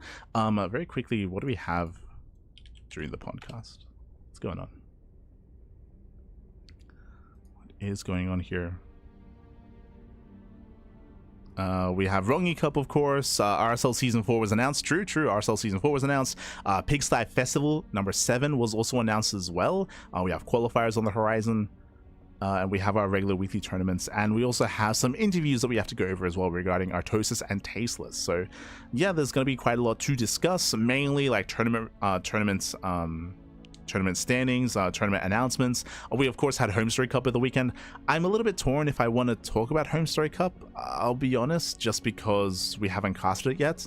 But by the time we cast it, it's going to be like 2 weeks away. It's probably worth discussing, even though we haven't been able to cast it yet. So probably going to worth discussing, probably going to be worth getting into Home Story Cup. But I'll be discussing that later on this evening. Meanwhile, tomorrow is going to be Rongyi Cup, the semifinals. As you can see here, right, I kind of glossed over it. But bam, we have our semifinalists. We have Hero versus Solar, and we have Trigger versus Maru. They're going to be facing off in the semifinals of Rongyi Cup. And as you can see here, bam, that is scheduled for tomorrow in less than 24 hours. Less than 24 hours will be live with Rongyi Cup Day 3. And the grand finals of Rongyi Cup, as you can see, it will be on Saturday. That is going to be a live broadcast. So up until this point, we've been having replay casts. We've just been unavailable to cover it live. Unfortunately, just some IRL issues and some IRL commitments. So we just haven't been able to cast it live, but we should be able to cast the grand finals live. That'll be on Saturday. Once again, to reiterate, initially that was going to be an offline event, but it was recently announced that they can no longer commit to an offline finals, and it'll instead be online, which is a bit of a shame, but it is going to be an online event instead. So an online finals will be taking place this weekend. And of course, tomorrow we'll be catching up on the semifinals to determine who will make it to those finals. We'll get there. We will get there. Otherwise, thanks for watching.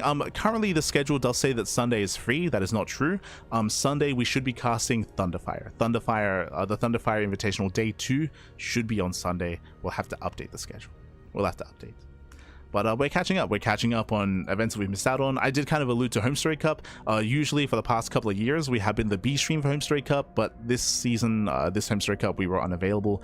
So we do have a lot of replays to catch up on for Home Story Cup, and we'll be probably going over them over the next like month. It's just a lot of matches, a lot of games to go through. So throughout the course of February, we're going to be catching up on Home Story Cup, and we're going to be catching up on Pigsty Cup as well. I think those are the two big events, and of course Rongyi Cup and Thunderfire. But we've got a lot of catching up to do. When it comes to the Pigsty Festival, we could cover the qualifiers of that, but because we have so much catching up to do, we don't really have the time to get into those qualifiers. Best of luck to Pig, El Chanchito. He's going to be covering that, and of course Pig Fest is going to be at the end of the month, starting on the 19th of February. That'll be on the 19th. So a lot of content, a lot of StarCraft is on the horizon, and of course RSL is going to be in March. So RSL is going to be in March. Most likely we'll be co-streaming RSL, most likely. But otherwise, thanks for watching. Thanks for tuning in. We do appreciate it.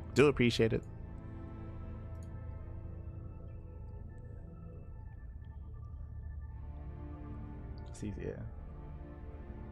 You're turning in this sweater? We're gonna try. We're gonna try.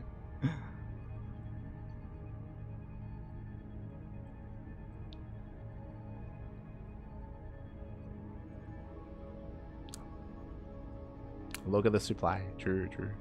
But yeah, with that, we're going to be wrapping up. Going to be wrapping up for the time being, and we'll see you guys tomorrow. We'll see you guys, later on today for some podcast, or tomorrow for Rongyi Cup. See you then. See you then, Pappy. See you then.